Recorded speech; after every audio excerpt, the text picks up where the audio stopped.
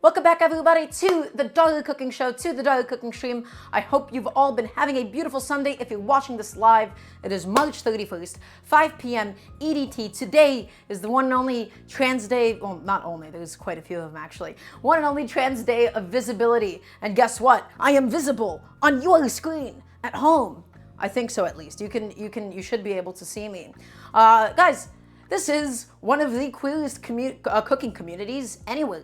Right? We have so many incredible, lovely queer and trans people, and guess what? Today is the day to do it. Today is the day to be you. So it's good to have all of you. It's good to see every single one of you. So if you're watching this live, 5 p.m. EDT, March 31st, welcome on in, everybody. Hello, hello, hello. So hello to Crazy Wolf, hello to Audio Murphy, hello to Lego Batman Fan, hello to Jack, hello to Totally Human, hello to Ali, hello to Tarina, hello to Moonha, hello to Dosky, hello, hi. It's we have so many other people in chat that I did not get a chance to say hi to quite yet.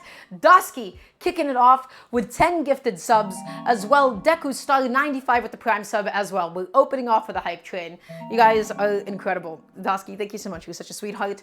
Deku Star, thank you as well. It's good to see all of you guys. I missed you.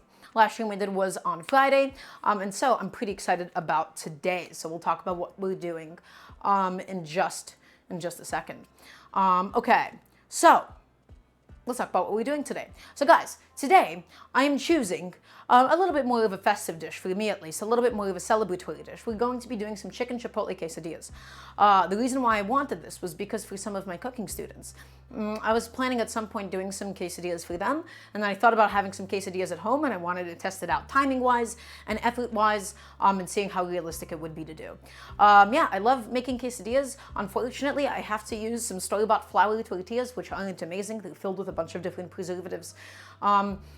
I wonder at some point if it would be realistic for me to make my own homemade flour tortillas, but at the moment I'm not particularly good at working with dough.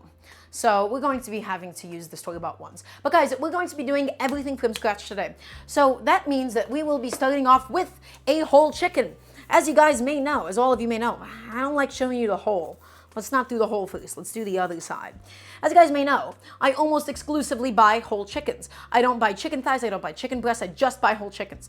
And the reason I do this is because we save quite a bit of money, and then we also get the beautiful byproduct that is the chicken bones. One of the best things to have in a home setting is to have homemade chicken stock. Homemade chicken stock just elevates anything that you're possibly making into another level. Boxed chicken stock, for me, is oftentimes inedible. So I do like powdered bouillon, I do like better than bouillon, but boxed chicken stock sucks. So we'll be making a beautiful chicken stock, we'll be breaking it down, and then we'll be using the thighs later on. We won't be using those today. Today is all about the breasts, and I'll show you exactly what to do with it. Guys, as always, when I buy a new chicken, I always put it onto a sheet tray. You can just do it on a plate with a wire rack, right? But I always put it on a plate, and I let it air dry in the fridge overnight. That way, our chicken isn't a sopping wet mess. We'll be able to get a lot better color on it. We'll be able to brown it a lot easier. And it's going to be a lot easier to break down on the cutting board. Typically, chicken that you buy in supermarkets has already been frozen. When you freeze meat and you thaw it, it releases a bunch of liquid. And so, you put it on a cutting board and it makes a mess and the chicken juices splash all over the place. Guys, air dry your meat. Let it out. Let it be. Okay? So I'm gonna have a little sip of water. My throat is a little dry today, so please excuse me.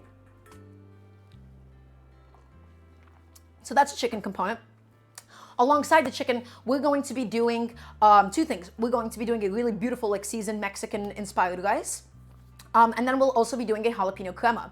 Now, jalapeno crema, not particularly too traditional in like the context of, you know, like Mexican food, right? You typically just have like plain sour cream. But I love having a crema as a dipping sauce. It's a really nice way of using up some cilantro. It's a really nice way of using up some limes.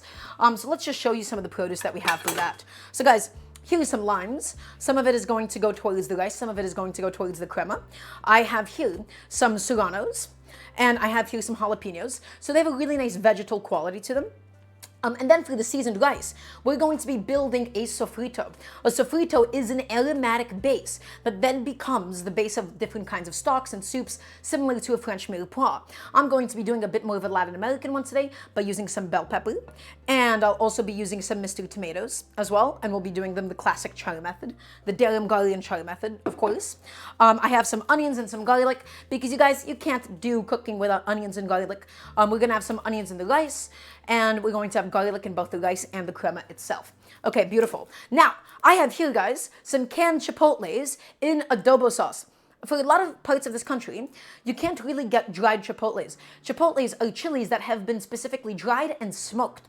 And these are stored essentially in an adobo sauce. An adobo typically refers to a vinegar or acid-based sauce. So it has some seasonings, it has some spices in there.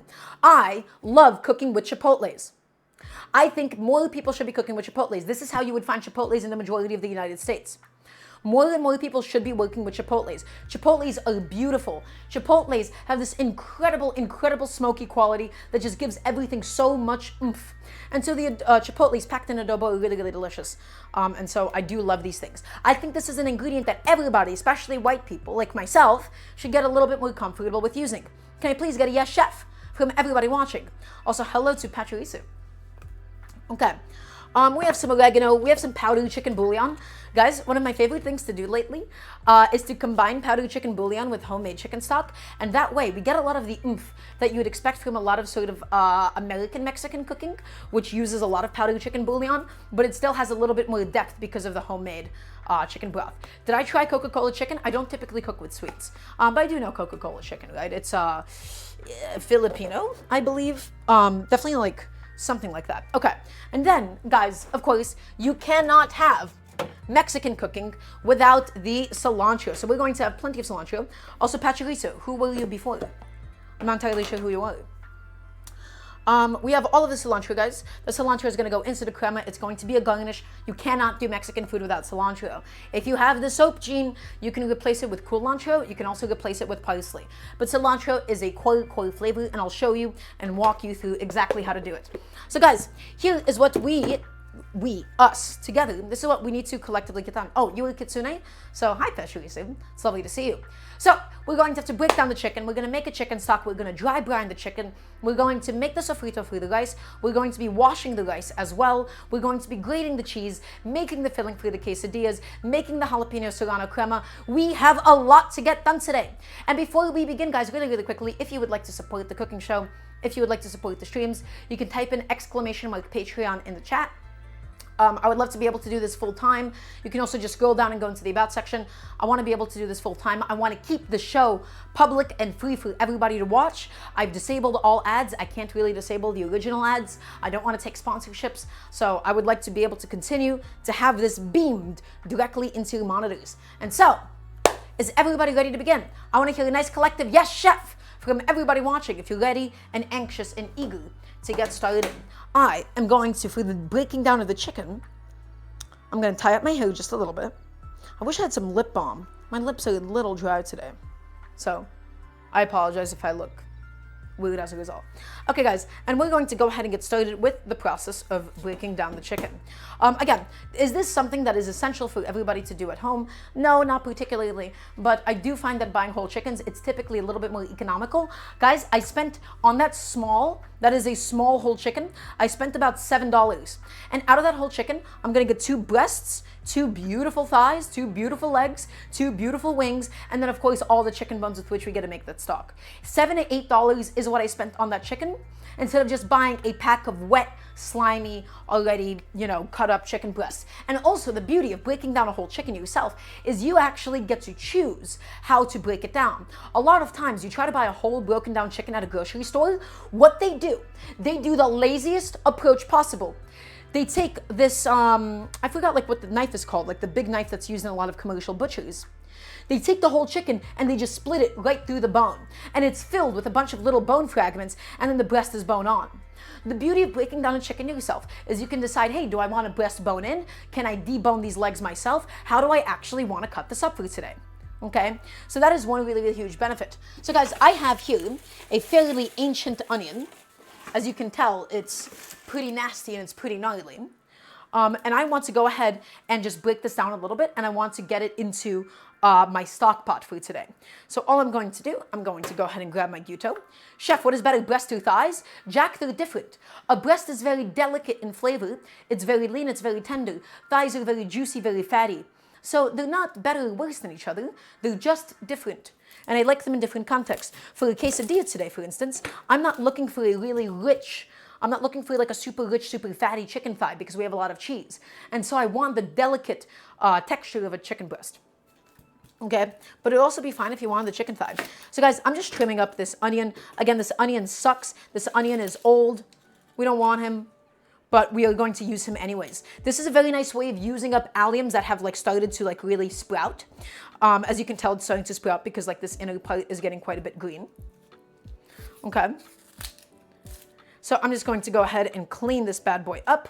We're just going to get rid of all that dirty peel. It's not essential to get rid of the peel. It's just covered in all that dirt. Also, Dennis, welcome on in. Hello, hello. So guys, I'm just cleaning this bad boy up the best that I can to the best of my ability, which is a little bit trickier at times. Okay. Yes, Taza, we did get the menu. We did do that. It all happened. What are we cooking today? Dennis, check the menu. Check the stream title itself. Okay, I'm just gonna get all that dirt off of my paws really quickly. And guys, again, it's really, really nice to have an allium component inside of your stocks. It just really, really adds a really nice aromatic quality. It adds a really nice sweetness. What I'm also going to do, actually, I'm going to add the top of my bell pepper for today. So what I'm going to do is I'm just going to shave down the sides to keep all the white part intact, and I'm going to get the top portion after I wash this bell pepper inside of the stock as well, because this is a really nice way of using up vegetable scraps. So I'm going down, I'm leaving as much of the white part inside as possible. Okay, and we don't really need the seeds. The seeds and like the actual spongy part aren't going to do much for the broth component itself. So I'm taking off the bottom and I'm throwing that into my stock pot. And that is the beauty of making a chicken stock, guys. Making it yourself, you get to not waste some vegetable scraps that you may have, and you get to give them a second life. I'm going to get rid of these bell pepper planks really quickly. And now, as for this, I'm just going to go ahead and slice off just the head, keep all of the seeds, because again, the seeds and the spongy part of it, they don't really add much. I'm just going to go ahead and throw this into the stock pot. So not all vegetables are very good to make stocks with.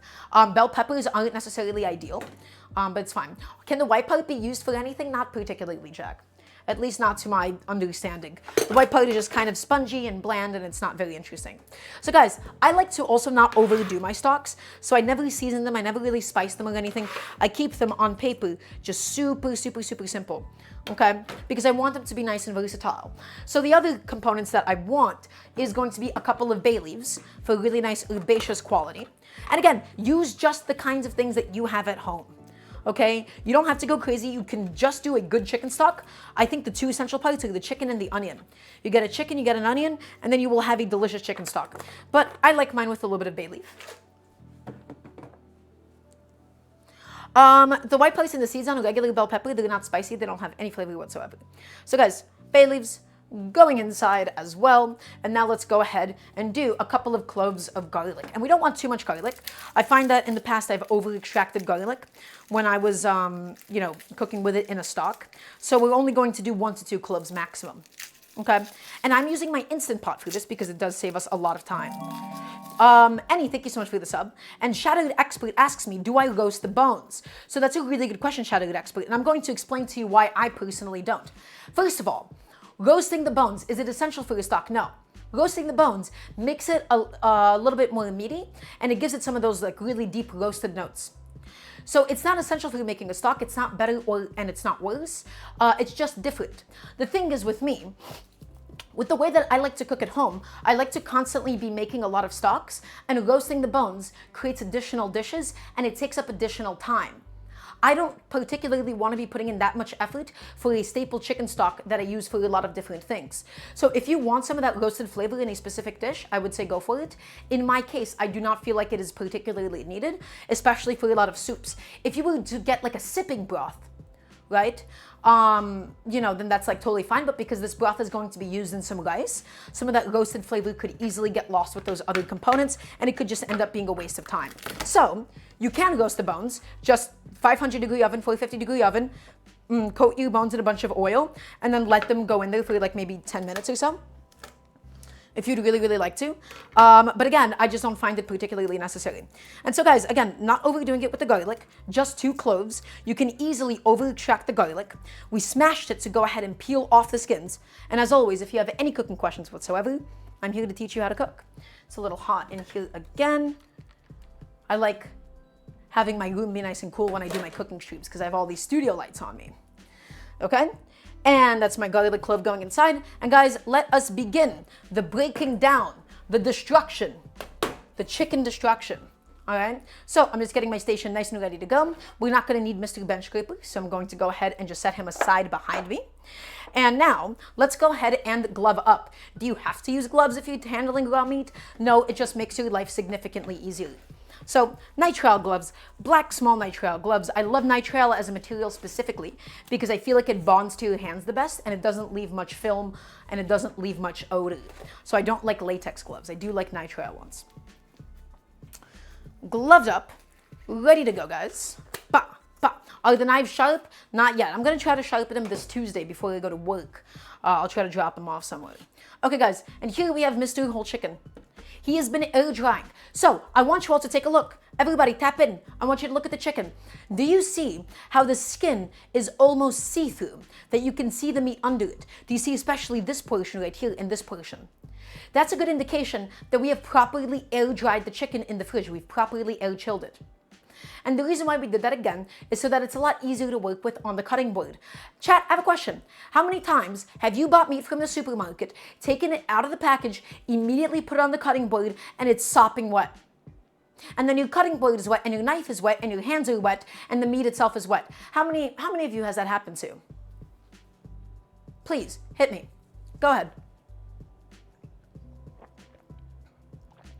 All the time, right? That's what I'm talking about.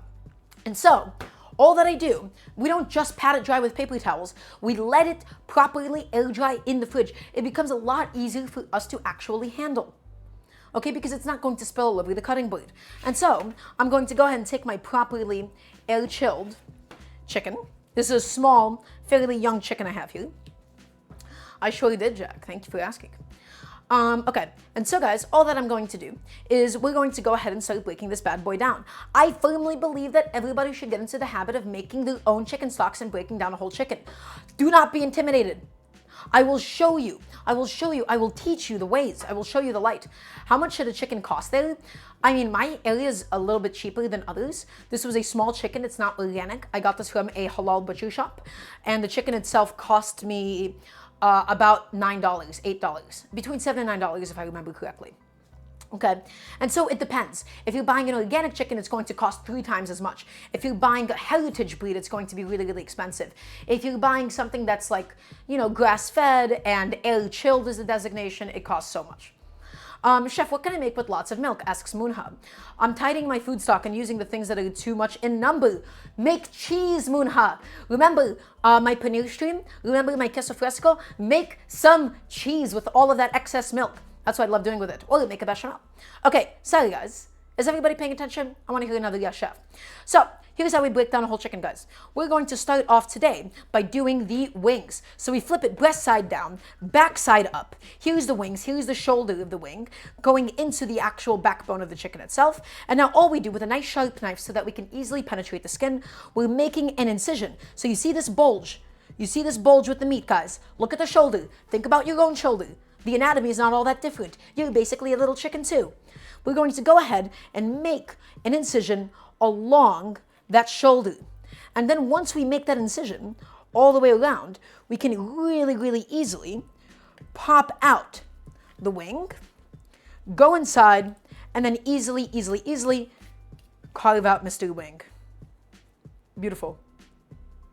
That's it. And the wings, guys, because this is a very small chicken, the wings are actually going to be dedicated purely for the chicken stock today. Now, here's the thing. I have a little piece of advice for all of you. Oftentimes, the one issue with making whole chickens is that you're not left with things like enough chicken wings or enough chicken legs to do like a big dish. what I recommend is buying several whole chickens at a time and freezing parts that you don't have enough of. So let's say we have like these chicken wings that we just broke down. I would put it on a sheet tray in the freezer, and then I would put in like a freezer bag or something to keep it nice and fresh. And so that is how you then accumulate a stockpile of enough wings if you wanted to make chicken wings or something. So guys, same idea. We go in here and we make an incision. We make an incision, and then we just pop out the wing. We're never cutting through bone. Nice and easy. Guys, let's go ahead and do the same exact thing with the legs. All that we need to do, we make an incision, right? This is the breast, this is the leg. Breast, leg. My two favorite things in the world. So all we do, guys, as close to the leg as possible, we make an incision, just like this, and we cut all the way through to this side of the skin as well. We make an incision through the skin, and now we go ahead and we flip it over, and we just pop it out of the joint. We dislocate this bird. Okay, we're being really rough with it today. We're dislocating the joint, we're popping it out, and then we're slicing it off. Sorry for being so graphic and descriptive today. I just felt like it was apt. And guys, we now have one beautiful whole chicken leg, just like that. Let's go ahead and do the same exact thing to the other one, guys. Make an incision, nice and easy peasy, pop, just like that. Make an incision, carve it all the way down, expose the meat, pop it. Ooh, guys, so you see that? That's like a little bit of blood. That's because this vein here wasn't properly actually drained. This is one of the few times that I would actually advise washing a bit of meat. Okay? And now we just go ahead and carve it off. Yeah, they just didn't properly drain it, which is okay. It happens sometimes, such is life. So I'm just going to go ahead and grab a paper towel to just kind of wipe that off. The blood is like fine to eat and cook with. It just can sometimes be a little minerally tasting. It can be a little metallic tasting. Plenty of people in plenty of cultures do eat blood, right? And so it just can affect like some of the cooking, right? In stocks, the blood is not very pleasant though. In stocks, the blood can just coagulate on top and make it a little bit gritty. So we're going to go ahead and just clean that up slightly. So guys, the rest of the meat juices aren't blood. Blood is purely stored in the veins. Okay, and so that vein, they probably just didn't fully drain this chicken all the way when it was killed. So all we're going to do, guys, I'm going to go in with a towel really, really quickly and just wipe it all off, and it's fine. And again, we're not using the legs today, right? I'm just wiping off the carcass as well. Again, is this an essential step? Not particularly. It's only kind of if you would like to. You can be my guest and do this. Okay. Can blood be used for anything than sauce or sausages? Jack, I'm actually not an expert in cooking with blood, but there is a really good cookbook out there. Jack, blood is oftentimes, not often, but enthusiasts can use it as a substitute for egg white because of the way that it's able to hold on to air and coagulate. It's very similar to beating egg whites. Okay, guys, so now we're left with the breast component itself. And so all that we're going to do, we're going to go ahead and analyze the structure of it. We have the breastbone going down the middle. All we're going to do is make an incision on either side of Mr. Breastbone, okay? So this is the left side for the left breast. On your end, it might just be flipped. And I'm cutting through all the way to the tip of the skin here. And then I'm going back in. And then I'm making another incision all the way through, cutting all the way to the skin. And now, guys, we want to try our best to keep the tender in the chicken breast as intact as possible and together. The chicken tender lies under the breast. So all that I'm going to do now is I'm going to be gently peeling off the meat from the carcass. Okay? Oh, I didn't actually make an incision as much as I could have. We're peeling it off. We're just using our thumbs. We're peeling it off slowly but surely. We're not taking off the wishbone because that's a lot of effort. Okay, guys? And then we are left with this bad boy right here. So this is the breast. This is the tender that's still attached to it. And we're just continuing to scrape all of this stuff off. Continuing to get it off. Also, extra... Is that extra O? Hi. What?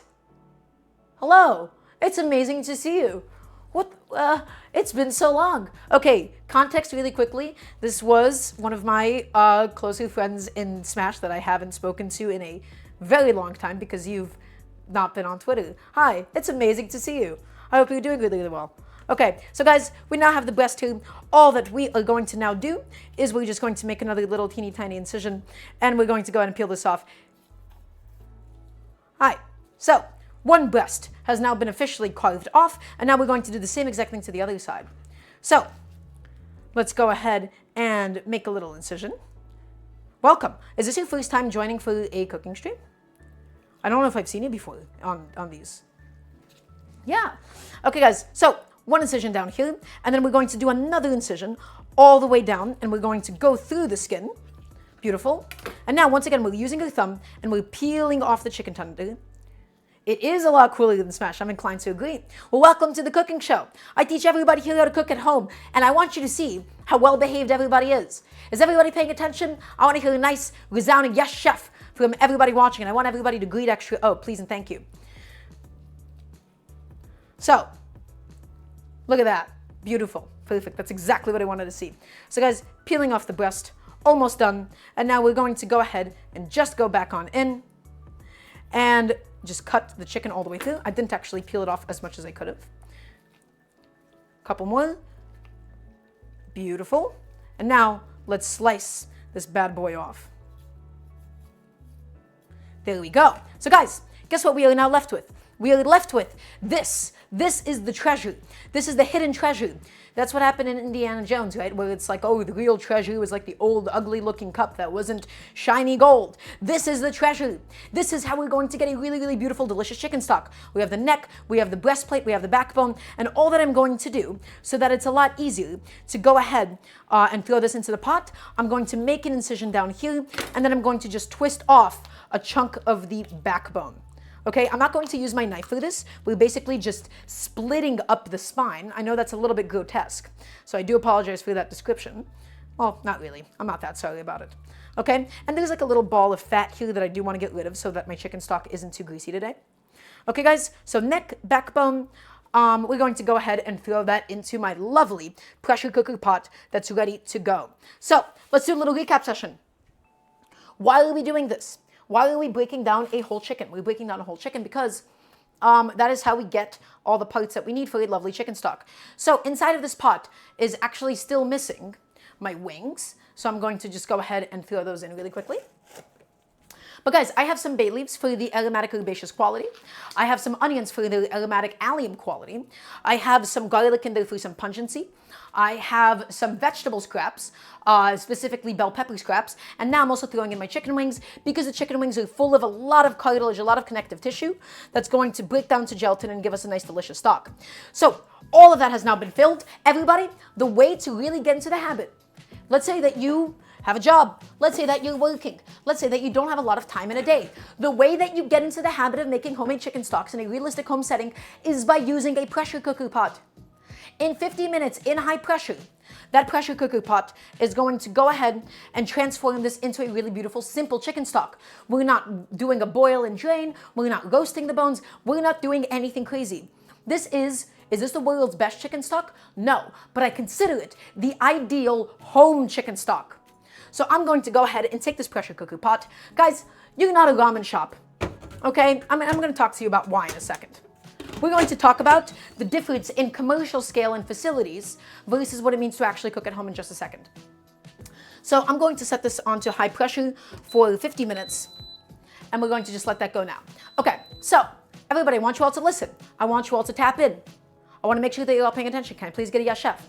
Can I have a little sip of water?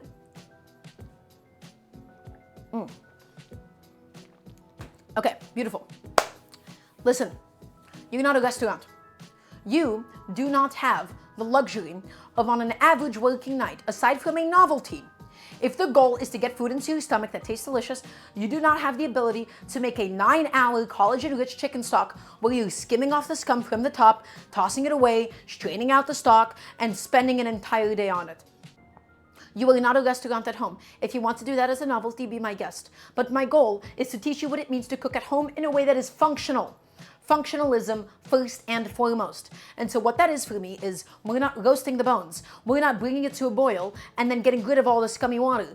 All that we are doing is just putting it into the pressure cooker pot and letting it go for 50 minutes. So is it going to have the depth of a 9-hour tonkotsu broth? No. Is it going to have the meatiness of a roasted broth? No. Is it going to be perfectly devoid of any particles because we skimmed the scum? No.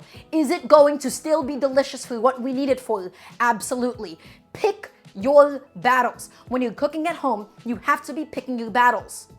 You cannot do everything if the goal is to get food into your stomach. Okay, and if you can't do this, I recommend a good powdered chicken bouillon or a better than bouillon. Jack, you asked me, chef, to use cinnamon for your stocks. I do not, because I like my stocks to be really neutral. If I was doing like a beef stock, I think a little bit of cinnamon would be nice, or like a Sichuan stock, some cinnamon, or like a pho broth, you would have some cinnamon. So it just depends on what you're using it for. Okay, so guys, let's go on to the next step. I'm going to now quickly go ahead and just get rid of my cutting board really quickly. And now, let's just talk about the chicken one last time. Also, Minnesota Taz, thank you so much for the raid. Welcome on in. Everybody, this is the best cooking show on Twitch. We have just started the pressure cooker pot. You can type in ! menu to find out what we're actually doing today and making today. So it's good to have you. How'd you find the show? Minnesota, what do you do on Twitch? I'd love to know.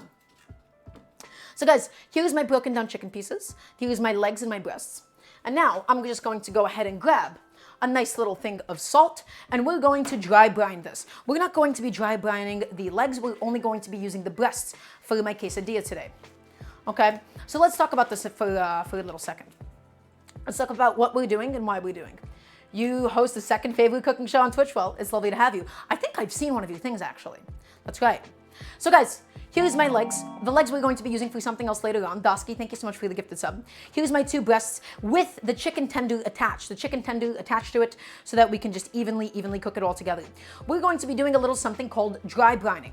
Dry brining is the process of just covering something with salt and letting it sit for a little bit. Why do we do this? Well, first of all, salt and sugar, both of them hydrophilic, both of them penetrate meat. There is a lot of romanticization about marination and spices, okay, that don't actually do anything. Marinating something with spices doesn't do anything. However, salt and sugar both will be able to penetrate into a piece of meat and fully season it. What is the second thing that it does? It increases moisture retention. And that might seem counterintuitive because we're adding salt, you would think we're drying it out. We're only drying out the surface of it, but we actually increase, according to many different studies and many different, anecdotal bits of evidence, it makes your chicken breast juicier. Third, it dries out the outside, so that lets us get a much better sear on the outside of the meat. When your meat is wet, that directly inhibits its ability to get nice and beautifully brown. Okay, and so by seasoning it with salt on the outside, we get the top of it to be a little bit drier. It's going to be developing a much nicer crust as a result of the cooking process. So guys, I want you to generously season this bad boy on both sides. And we don't need to hit the legs. Again, we're not cooking with the legs today. Both sides of the chicken breast. Some of it is going to fall off. I like seasoning over a sheet tray with a wire rack, although you do not have to. The reason for this is because any excess moisture that does get pulled out from the chicken does end up dripping down instead of just being on the plate itself. Okay, so guys, let's do the same exact thing to these breasts. On the other side, on the flesh side, nice and generously seasoned. And this way, guys, let me explain something to you.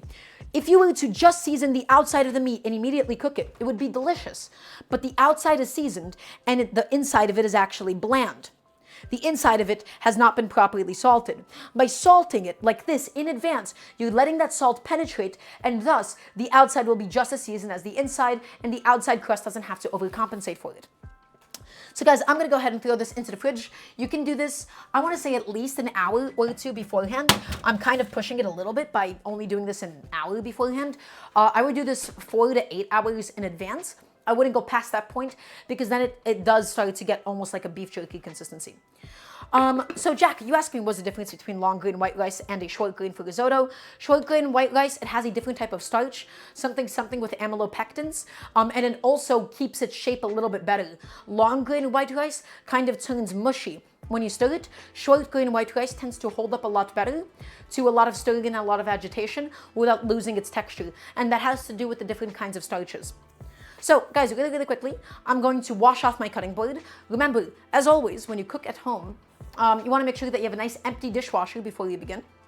You have a nice empty dishwasher so that you can go ahead and load it in. Or if you don't have a dishwasher, you want to make sure you have a nice empty sink or other vessel that you use for this. Also, hi Pseudo Natural, it's lovely to have you. And because this is a home cooking show, I will be going ahead and just taking my cutting board and throwing it into the dishwasher. And I'm going to be quickly washing off my lovely Gyuto knife. Just getting that done, getting that out of the way, getting that done in advance so we don't have to worry about it. Okay. And that's my cutting board and dishwasher. And as always, I don't care how bad your knives are. I never want you to put your knives in the dishwasher. And there's a reason for this. So guys, take a look at the knife. Here's a couple of things that will happen. You put your knife into a dishwasher. If it's carbon steel, it will rust. Even if it's a softer stainless steel, it's going to get a little bit dull. Also, think about this really quickly. This is a knife, this is wood, this is metal. These things, when soaked in water in a dishwasher, will cause the handle to become loose over time. You'll dull your knives, ruin the edge, and you're going to permanently destroy your handle. Do not, I want to hear yes, chef, right now. Do not put your knives in the dishwasher. I don't care if they're ceramic knives. I don't care if they're Victorinox knives. I don't care if $1,000 knives. Yes, chef, from everybody. It is essential. Hand wash knives only. There's some things I'm okay with dishwashing. This is not one of them. Okay? Who puts wood in the dishwasher, Dennis? I put my wooden spoons in the dishwasher, and my wooden spoons don't crack. But the different kinds of woods and the coating on knives, wooden spoons are also cheap, so I don't really care about them that much. My wooden spoons, they've been lasting quite well, but I never soak my wooden spoons. I don't soak them. Yeah, they're all bamboo, and bamboo does tend to hold up okay. What about the short knife with those teeth? I'm not sure what you're actually asking me. So guys, really quickly, I'm just going to go ahead and take my gyuto. And again, even if it's any other kind of knife, not necessarily just in the dishwasher, you never want to have it be soaking. Once it's soaking, especially the handle and the rivet, wherever the blade meets the handle itself and it's soaking, that handle, all of a sudden, it's going to fill up with water, you're going to dry it out, it's going to shrink, it's going to crack, and the blade itself is going to dislodge slowly but surely over time. Take care of your tools and they will take care of you. Be gentle with your goods. Guys, cooking has so much expensive equipment, and they will last you a lifetime if you know what you're doing with them. They're not meant to be abused, okay? Some of them can take it. This is not one of those things. So I'm gentle with everything, guys. I take care of it, and as a result, we don't need to replace anything. Ooh, I'm ready for another food rant. I am ready for another food rant. You guys ready for this one? I'm ready to talk about something that makes me really, really upset. Okay, so my knife has now been thoroughly and beautifully washed. Very nice. We're going to go ahead and dry off this bad boy in just a second. So let's get ready for this rant. So this is something that I didn't realize people did when I was a lot younger. I was maybe 8, 9 years old. Not 9 years old, maybe like 11 or 12. We visited a family friend of ours. I remember they had a nice house and everything. The knife that she used was not a very good knife. That's not the problem. It wasn't a very good knife. It was a, it was just like some Stop and Shop branded, like big grocery store, really, really cheap knife for like $9. What she did, and I did not know that other people did it. This is something that I found out later in life that other people do. She would complain that her knife gets dull, throw it away, and buy a new one whenever the handle cracked. I went to her house, the handle on the knife was cracked. She said, oh, it's bad, I'm just gonna go buy a new one because it was $9, $10. Guys, knives, people do this. There are Americans who do this. Suburban Americans who go and are in a perpetual cycle of getting a knife, never sharpening it, it goes dull, they throw it away or they put it in a drawer and never use it again, and buy a new one. Absolutely ridiculous. Ridiculous. Insanity. Even with a crappy, soft stainless steel knife, they're so easy to sharpen with a crappy pull-through sharpener. Take care of your tools. Stop throwing away your money. Please. Okay? Ugh. This is why I hate ceramic knives. My mom has a ceramic knife, actually. She says because I don't let her. Sorry to talk trash about my mom on the stream, but she has a ceramic knife. She uses this for fruit, and it's fine because it's like dull, and it's kind of meant to be dull. Right? Ceramic knives, they're not built to last. They are a capitalist dream. They're built to be thrown away once they go dull because you can't sharpen them. So don't buy ceramic knives. Get yourself some nice sharp knives. I don't care if they come in beautiful colors. You know what I blame? I blame Tasty and I blame BuzzFeed. I blame Tasty and I blame BuzzFeed for their food videos 11, 12 years ago where they took a Cuisinart ceramic knife sponsorship where they showed off a bunch of rainbow ceramic knives. And as a result, they really popularized it. Ceramic knives go in and out of popularity. The last time before that was because of QVC. A lot of QVC, ceramic knives. Okay. So that was my rant. Guys, take care of your tools. You don't need to buy incredibly expensive tools. Just know what you're doing. Exactly. Audio Murphy, you said stop throwing your money away. Give it to me. Yeah, I love taking money from you. So please and thank you. Okay, bumping my previous question. What about washing fully metal knives in the dishwasher? So that's a good question. You're talking about global knives, pseudo-natural. You're talking about global knives. And so, it'll probably still dull it, and global knives aren't completely metal. They still have like these little dots in them. So I wouldn't say that the dishwasher is safe either, but they're probably a little bit more resistant to it. But guys, it takes a second. It takes a second. Wash your knives. Take care of your stuff. Okay? All right. So the chicken stock is going, and the chicken stock we're just doing today for the rice because I'm looking for a very flavorful, delicious, seasoned rice with a lot of oomph in it today. Everybody, the next thing that we're going to go ahead and do is we're going to build a little something called a sofrito. So let's go ahead and get my cutting board out and we're ready to go over a wet paper towel. Okay? Just like this. Also, thank you so much, Annie, for the gifted sub to Audio Murphy. Thank you, thank you. So guys, let's take a look. Here's my cutting board, and these are going to be some of the components for the sofrito.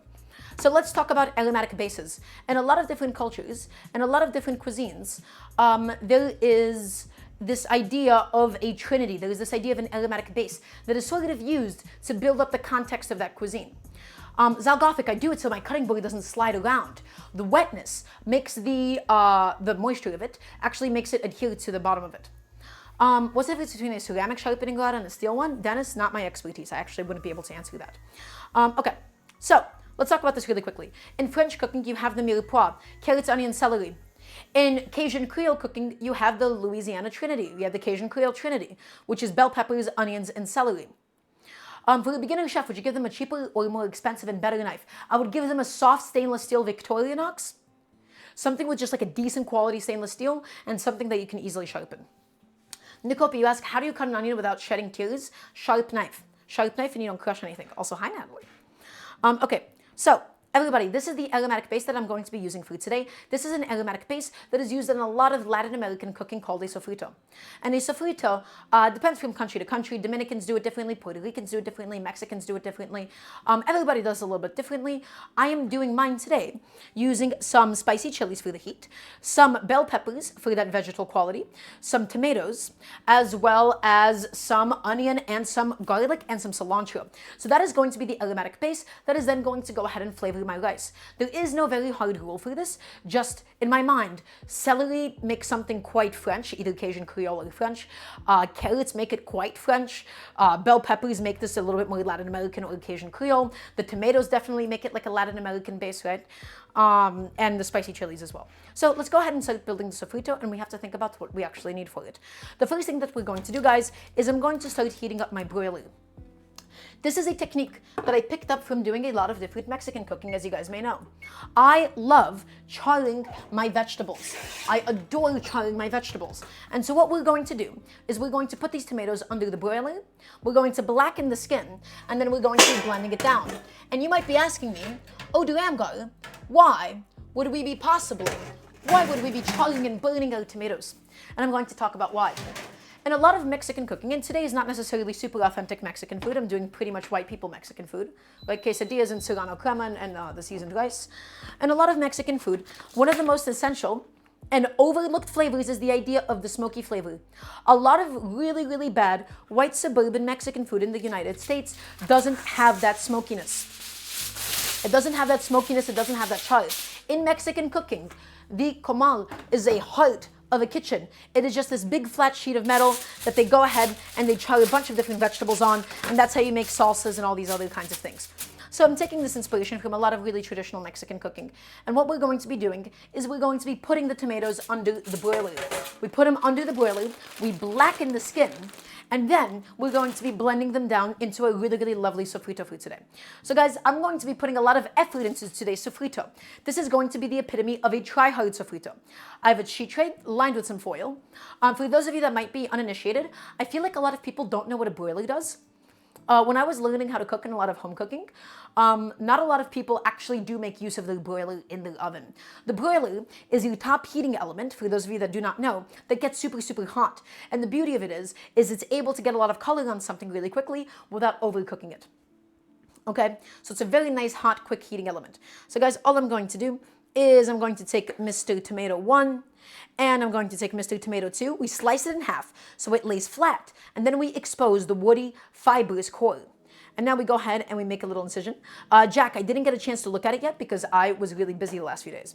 We make an incision and we get rid of the core. I hate digging it out with a paring knife. I much prefer this method. And again, we're looking to develop that smokiness, guys. We're looking to develop some of that flavor. Okay, that flavor is going to then permeate the rice. It's going to give us a really, really beautiful, delicious sofrito.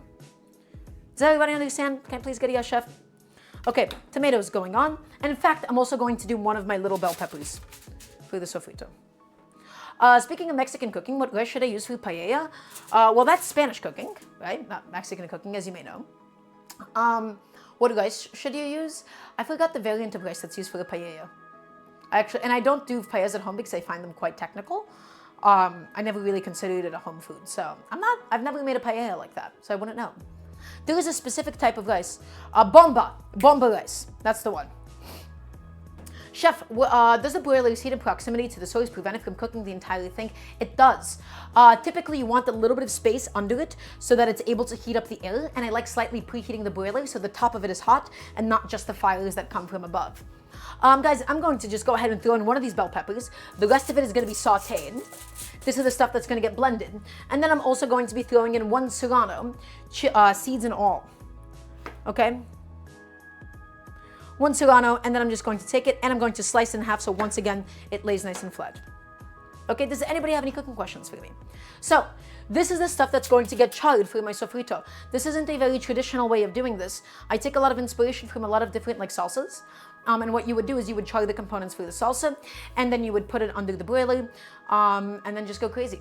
Did I turn on all of my lights for today? I did. Okay. I think so. Yes, I did. Okay, sorry about that. So guys, my broiler has been nicely heated up. Let's talk about broiler safety really quickly. We're going to make sure that we're not walking away from the kitchen because it's super hot. It could set on fire if you walk away for too long. So just stay here, use your nose, smell it, and then we check on it every few minutes. I'm gonna have a sip of water. My mouth is really dry today. Wow. So why not ghost bones? Tarina, we're not ghosting the bones because I find that it's a little too much effort for a home chicken stock, especially during the week. Oop, I didn't actually completely move up my grates. So guys, 1 second, I just have to make a little adjustment. Put that back on top, onto the top tray, and into the broiler it goes. Okay, how do you make sure it all chars the same amount when the vegetable is different? Pachorizo, the answer is this. It doesn't have to char completely evenly. It's okay. In cooking, the really beautiful thing is that there is very little in food that is actually black and white. Where something, if you don't do it a certain way, is completely ruined or imperfect. There is a gradient. And so, how do you make sure it all chars the same amount when the vegetable is different? The reality is, I don't care if it all chars the same amount. The goal is just to get enough of it that I taste the smokiness. But I personally do not care if it's 100% fully blackened on all sides. It's fine at the end of the day. It is 100% and completely fine. It has to be good enough that we get that smoky flavor. Because at some point, you get diminishing returns. It's not that it does worse.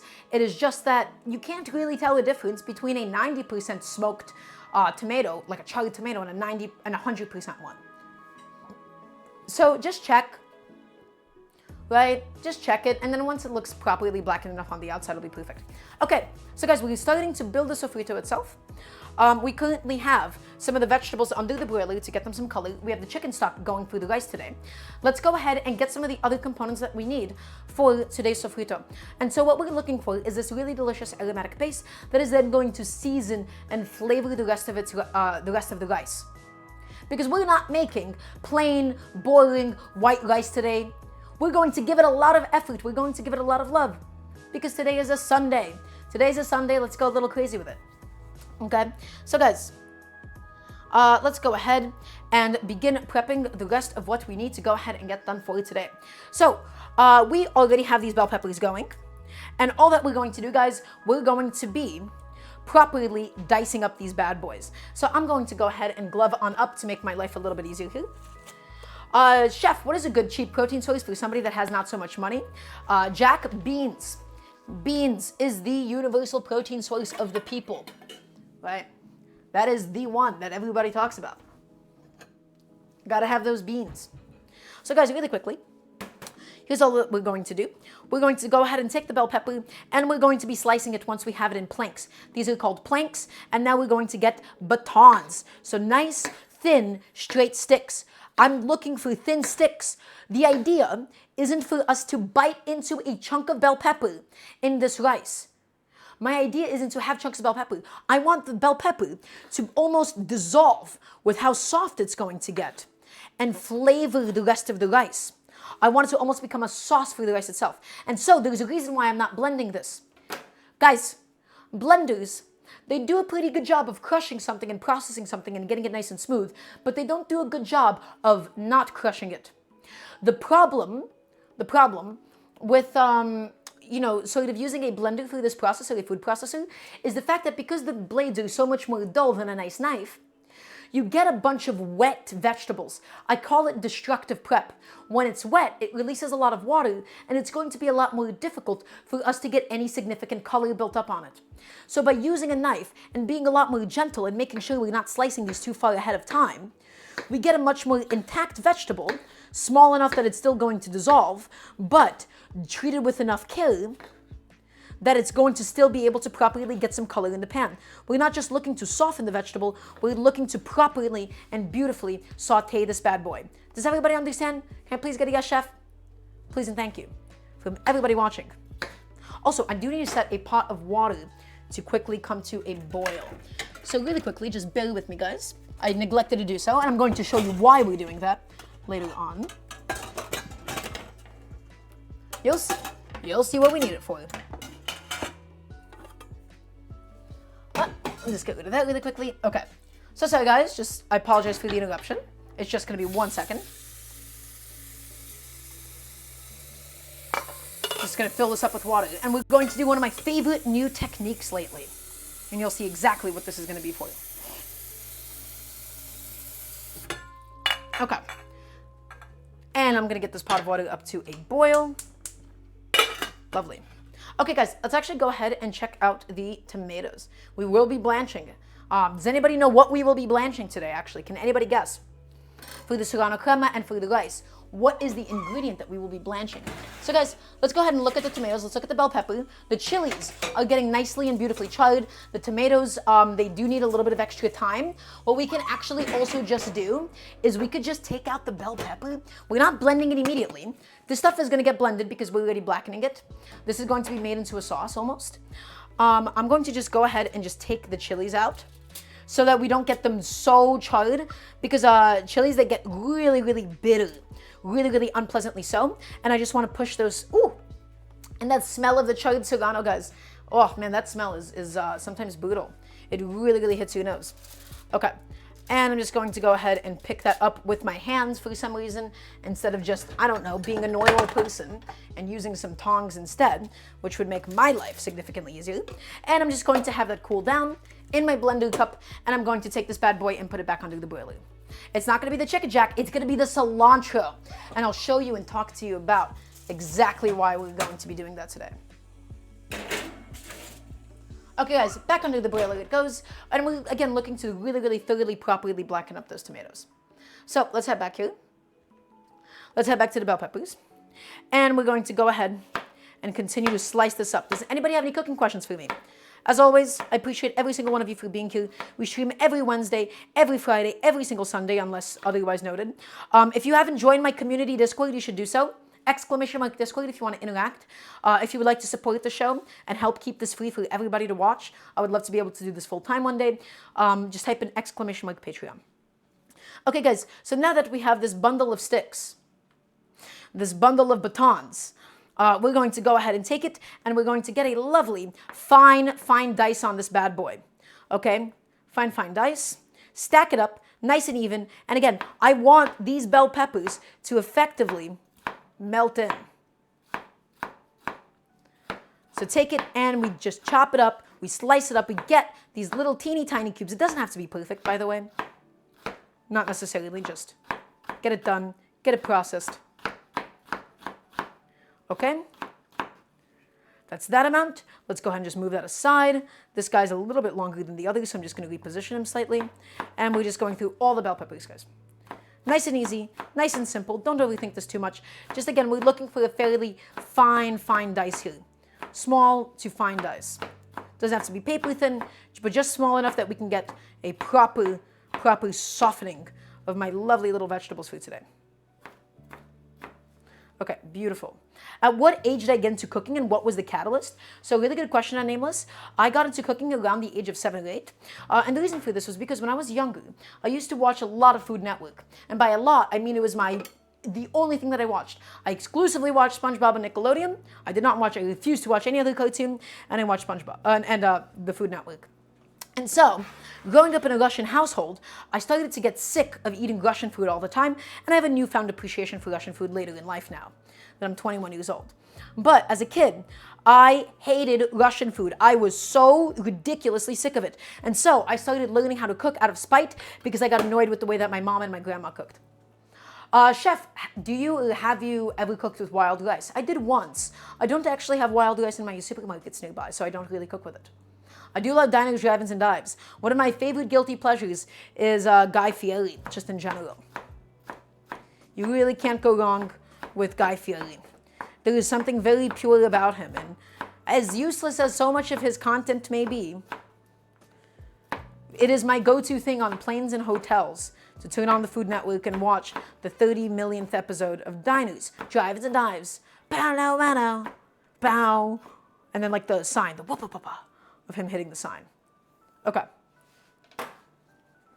So guys, let's go ahead and just scoop this up. And yeah, I don't, it's not a very good show, but it's fun. It's a fun watch. Guys, let's go ahead and now take out the tomatoes. The tomatoes have properly charred. Everybody, please say thank you to Mr. Broiler for doing a wonderful job. So Nicopi, you said you didn't like beef stroganoff. And the answer is no, I actually really do like beef stroganoff. But here's the thing. Beef stroganoff is very much so a Russian restaurant dish. It is not something that people typically, at least in my family, the way that they grew up, it wasn't really something that people ate at home. Okay, so guys, these are my properly blackened, my properly charred tomatoes. They don't have to be cooked or anything. We just wanted to get some of that smokiness. We're going to let them cool down properly, and we're going to finish off these bell peppers for today's lovely little sofrito. Okay, and take it and small dice, guys, small, small, small, small, small. Get it done, get it processed, get it going.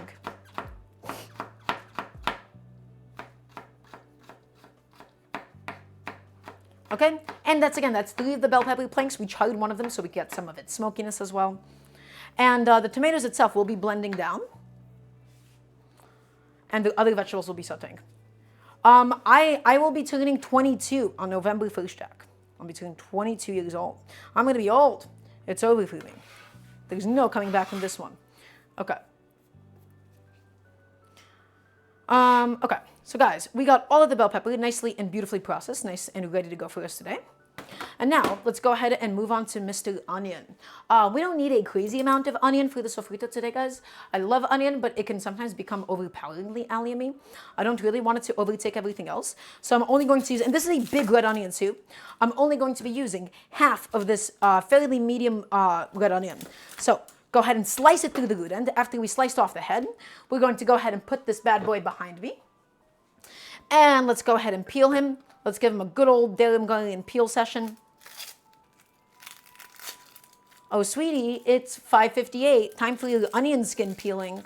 Oh, me. That was the onion, not me that said that. Hope this helps. Okay. And I'm just going to get a different glove really quickly.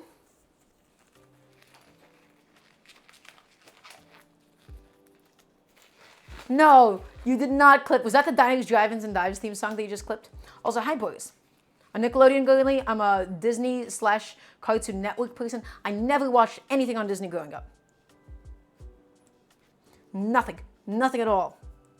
Okay, guys, so all I'm going to do is I'm going to make a bunch of parallel incisions into my lovely red onion here. We're going to create an onion fan held together by the root. The root is holding it together, and then we build the world's most pungent fan. We make a bunch of incisions, an incision because we're not cutting all the way through to the end. We're just cutting through to the bottom. make a bunch of incisions. And guys, you're going to take this to the edge of your cutting board. I'm going to have my knife parallel to my table. I take my hand and I hold it flat. In fact, I'm going to adjust my camera for this specific task, so you guys get to see some of my pants.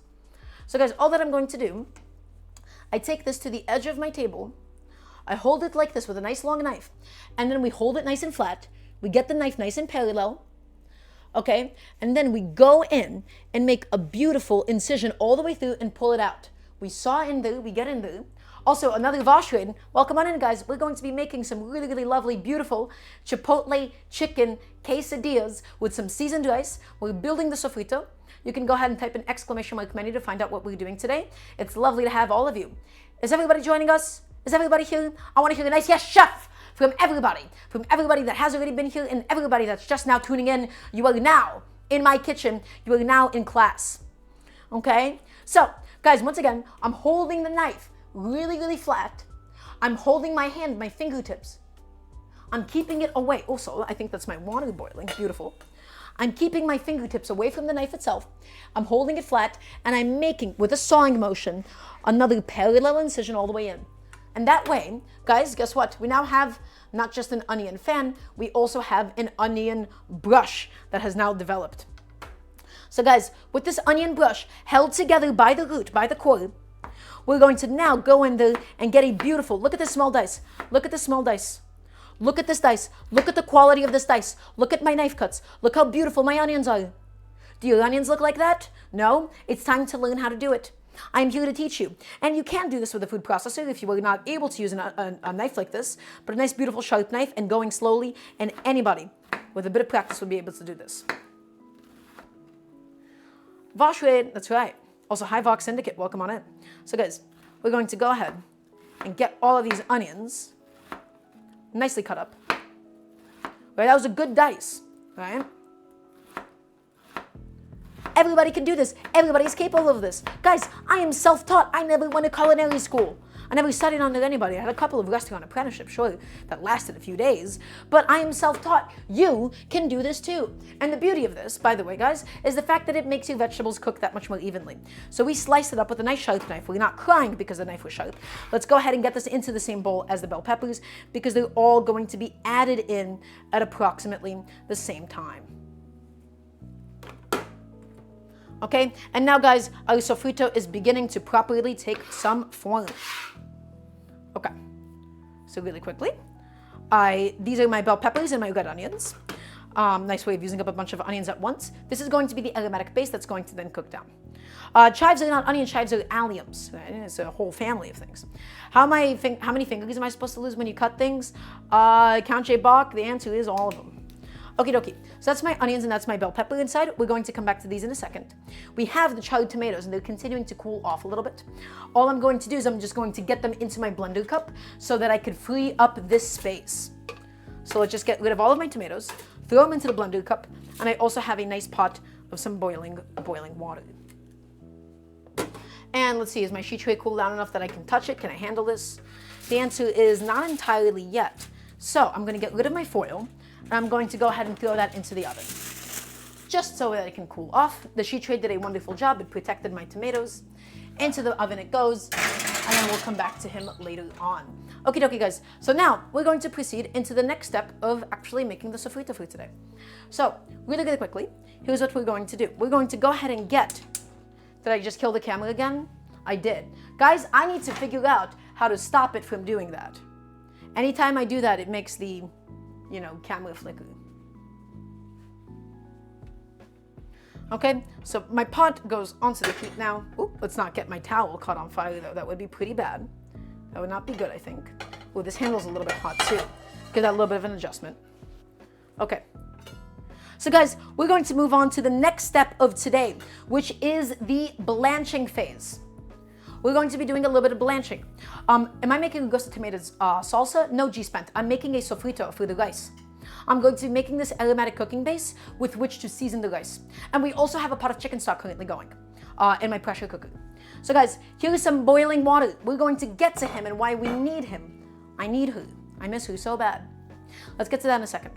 What we're going to now build is a blanching station for my cilantro.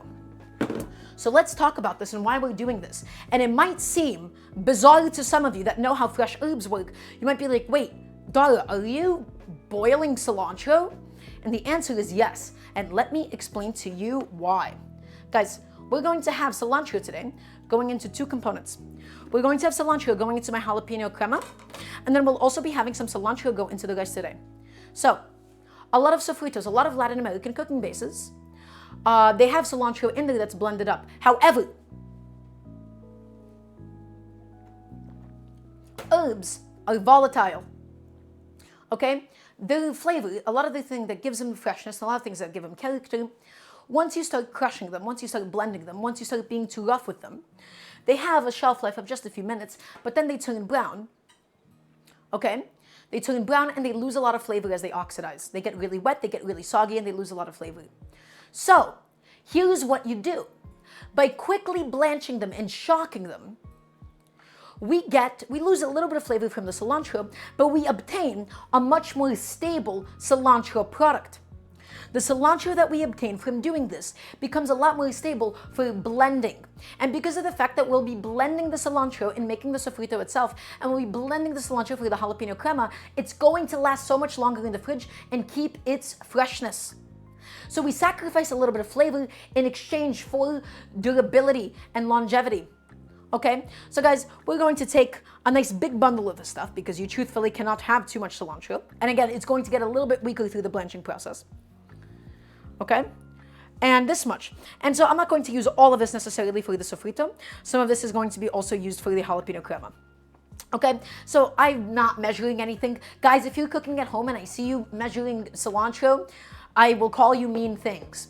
Don't do it. You can't have too much or too little. Herbs are the kind of a thing that you can just kind of feel out. Okay, it's not particularly pungent or potent like that. Okay, so guys, really quickly, here's what I'm going to do. We're going to set up a shocking station. A shocking station is going to be comprised of some ice blocks and some nice, beautiful, cold water. So why are we doing this? Why are we setting up a shocking station? Also, Destiny, if you can't eat cilantro, the substitute is an herb called culantro. Culantro, to my understanding, is similar enough to cilantro, but it doesn't have the thing that people associate with the soapy taste. So guys, really, really quickly, all that I'm going to do, so culantro, C-U-L-A-N-T-R-O, spells like cilantro except with a U instead of an I. I'm going to go ahead and grab a block of ice from this massive tray. And I do like the blocks of ice because the little ice blocks, the ice cubes, they don't melt, they like melt too easily because of all the surface area, and then you can easily get it mixed up into some of your other pieces. So we only need one because we're not shocking that many greens today. And so what we're going to do is we're going to collapse the texture of the greens. They're going to release some of the water into the pot, and we're going to shock them in cool water so that we stop them from overcooking. If we overcook the greens, what happens is they're going to lose a lot of their flavor in the water itself. So guys, I'm taking this bowl with the ice block in it now, and I'm filling it up with some nice cold water. And now it is time for us to begin the great blanching process. Is everybody ready? I want to hear a nice resounding yes, chef, please and thank you. So the cilantro is going to be two-purpose. It's going to have two purposes for us today. And I'll show you exactly what those are in a second. So again, we put into boiling water to, I believe, something about deactivating enzymes, something about denaturing them, something that stops it from turning brown so it stays nice and vibrant and green longer. But the key here is that we only do this for 15 seconds. The tool that you need is something called a spider. Everybody should own a spider at home. A spider does a really good job of picking everything up in one swoop. If you were to use tongs, you're not getting all of the cilantro at once. You use a strainer, it stays in that boiling water. This is a process where within 5 seconds, you can destroy and wilt your cilantro into absolute bland nothingness. And they will leach all of their flavor. So guys, I'm taking a timer. And I'm getting it going. Okay? I'm getting it set up. Let's go ahead and just set the clock. And all we're looking to do, guys, is quite literally 15 seconds. And we're going to start pulling it out at 14 seconds because it still holds on to the hot water. And the idea is once we put it into the ice cold water bath, we have to agitate it. We have to plunge it and agitate it so that it's not holding on to any more cold water. So guys, I'm setting the clock. I'm getting that going. And now I'm going in with my bundle of cilantro, and we're going for about 14 seconds, and we begin pulling it out on the 15th second. Okay, so in it goes. 15 seconds begins now. We're going to be taking this out when my clock says 24. It currently says 15. 15 seconds go by super fast. It goes by a lot faster than you guys think. 21, 22, 23, 24. And that's it. That's all the cooking the cilantro is going to need. Out it goes. 15 seconds at absolute maximum. The water will turn a little bit green, but not substantially so. And now, in your ice bath, you just want to mix this around and agitate it to make sure that all the hot water that was held onto the cilantro is dissolving into the cold water, and that we're cooling it down properly. And that, guys, is how you blanch herbs. 15 seconds at absolute most. Is that clear? Can I please get a yes, chef? If you were to overcook it, it would lose all of its flavor in that water, and then you would have effectively completely wasted your time and ruined your ingredients. Okay? Oh, look at that water. That looks beautiful almost. Okie dokie. So, let's go ahead and move on with everything else that we actually need for today's sofrito. But really quickly, what I'm just going to do is I'm just going to drain off this pot and let it quickly cool down, and I'll throw it into my dishwasher as well. Although theoretically I could just rinse it. I own a dishwasher, so thus I will use it for this. It's not a very good quality pot. All right, so I'm just going to let that cool down enough, and then I'll throw that into my dishwasher, and I'll throw the lid in there. Because, guys, we clean as we go. When you cook at home, you got to clean as you go, okay? It's really, really important. Okie dokie. So let's go ahead and move on with everything else that we actually need for today's sofrito, for today's aromatic base. We're going to get some garlic going, and we're going to get the other serrano prepped. Also, Patricio, thank you for the reminder to hydrate. Does anybody have any cooking questions for me for the moment?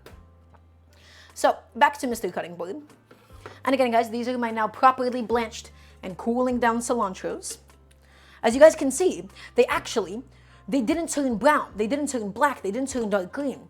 These guys, they still have a lot of the vibrancy, okay? But all that we did was essentially we deactivated the enzyme that would be responsible for them turning brown and oxidizing, and we got it nice and preserved. So we exchanged a little bit of flavor, right? Equivalent exchange, in exchange for some stability.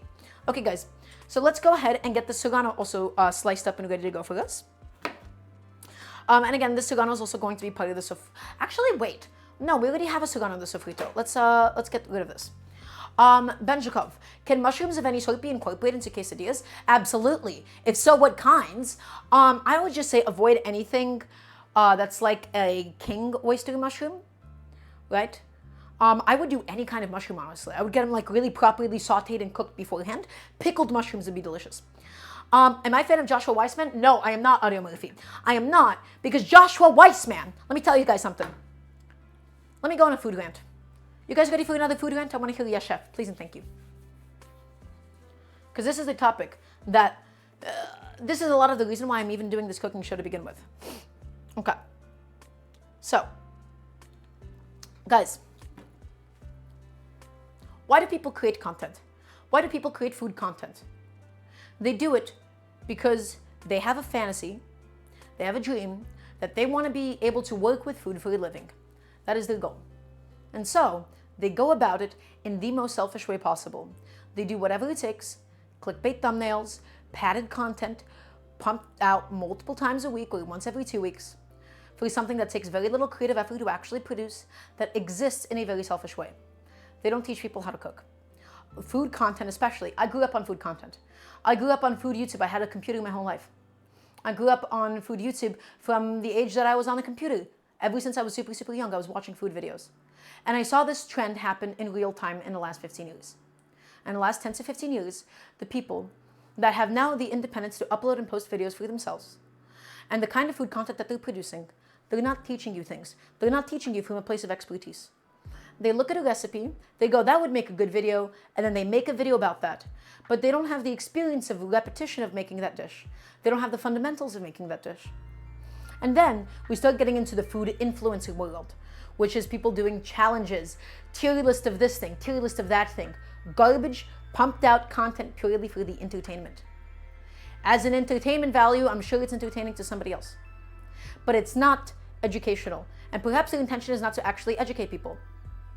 Sure, But people watch it and they think that they're going to become a better cook by watching it, and then they get continuously frustrated because this is branded and advertised explicitly as food educational content. And it doesn't actually help people, doesn't teach people how to cook at home. So my problem with Joshua Weissman, there was a point in time, and I referenced some of his old videos. I referenced his old drop tray like cookie video, amazing video. Very old at this point. Joshua Weissman, at one point or another, he was somebody that I believe he has a history of working in Michelin, dining and whatnot, and I love a lot of his older videos. His videos now are meant to appeal to 16-year-olds with awful attention spans. I'm 21 with not an amazing attention span, but I really care about food and I really care about cooking. I don't think Joshua Weissman's content is for me as somebody who is looking for educational content. And so I look at him and I look at what other people like him are doing, and I think it's a tragedy that there is not a lot of really good stuff out there. So my issue is with the format like 100 important tips is it's a fun thumbnail, it's a fun structure. He didn't include 100 important tips because they're all equally important. He thought, wow, wouldn't it be great if I shoved in 100 important tips and made a video out of it? Okay, so it's content, guys, but it's not really truly educational. And so everything I'm trying to do here is I want to be able to teach people how to cook at home. So there we go. Let's go back over here, guys. Let's go to Mr. Garlic. Let's go ahead and pluck out. We're going to need a bunch of garlic. Because guys, guess what? You, especially with Mexican food and especially with a lot of Latin American cooking, you can't really have too much garlic, can you? We're going to need some later on, so I'm not getting rid of this quite yet. Guys, let's use my bench scraper. I like using my bench scraper to flatten it. Why do we flatten it? Because it separates the skin from the clove itself, allowing for easy peeling. So, big old squish. Big old squish. You wish I was doing this to you. I'm sorry. Please don't acknowledge that I just said that. Big old squish. And big old squish. Let's get all these garlic cloves nicely and beautifully pressed. And now, let's go ahead and peel up these bad boys. Yes, Natalie is the only one that can say this. Future gay parent is Natalie. She can, it's fine. Okay, guys, so let's go ahead and peel this up. Let's get all these cloves out and ready to go for us today. Beautiful and beautiful. Again, this is why we give them a little squash. Okay, and now we're going to just take our bench scraper, so we don't just have to scrape up food with it. We can also get all these scraps, all these papery, garlicky bits off of my cutting board.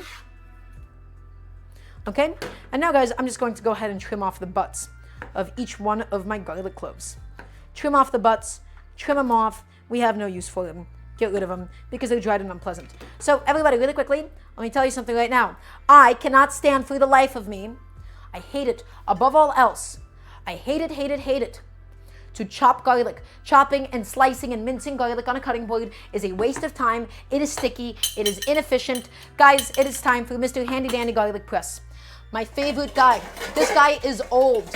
We have had this since I was a child, and he is going strong. They don't typically break. This is a very nice one. It has withstood everything that we've thrown at it. So guys, all that we're going to go ahead and do, take a garlic clove and throw him inside and give him a good old press skis and give it a big old squish. I really like this one. It's very ergonomic. Other garlic presses, they tend to be difficult to use sometimes. Ooh, have some dried off skin there. That's okay. Okay, that's that one. Nicely done, guys. Let's do the next one. How's Mr. Garlic Press doing? He seems to be doing great. Anthony Bourdain does not approve. Well, that's okay. I love Anthony Bourdain. I've been rewatching some Parts Unknown lately and like watching a bunch of episodes that I haven't watched in a while. Why is the camera so dark? Hey, buddy, pal, can we like get it together, please? What is this? What are we doing? I've never seen it do that before. Okay, and we're getting all the garlic inside, guys. And again, makes the garlic bitter? No, it does not. No, it does not. Slowly, let me explain something to you right now. Let me explain something to you. So, let's talk about how garlic pungency works. Garlic, the more it is crushed, the more allicin you are producing. When you were to cook garlic whole, let's say like a whole roasted garlic, and then you were to eat it, you sort of deactivate the things that make it turn into allicin, that you sort of halt the production of allicin, and you don't get any of that pungency.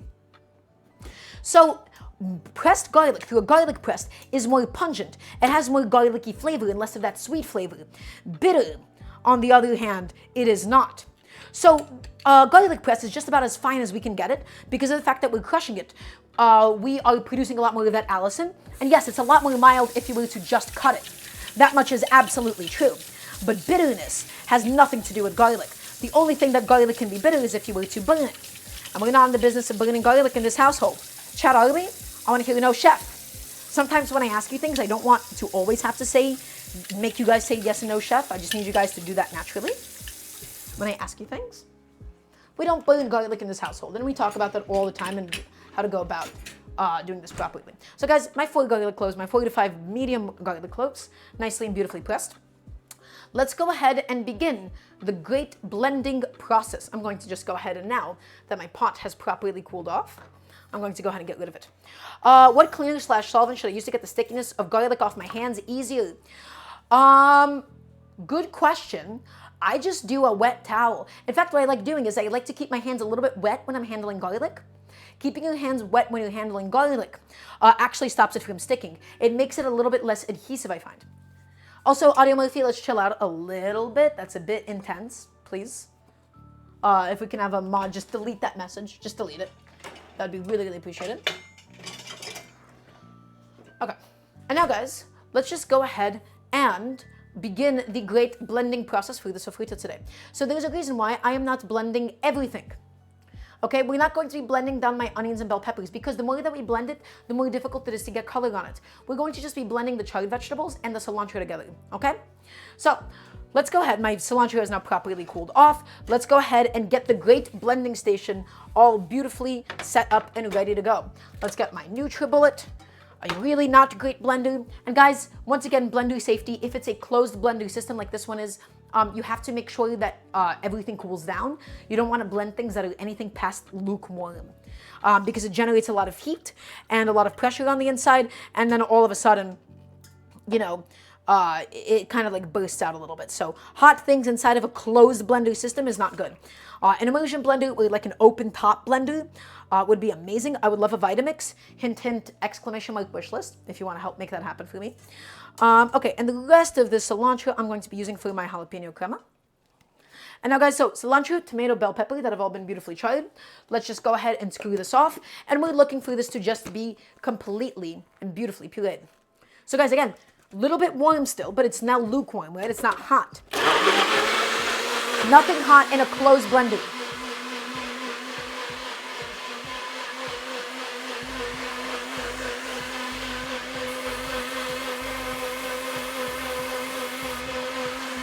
Get all the blended down.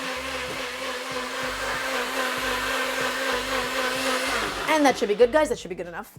Okay, beautiful. And now, guys, this is going to be one of our many bases. Ooh, that was still a little too warm. You heard that hiss? It's in fact steaming a little bit.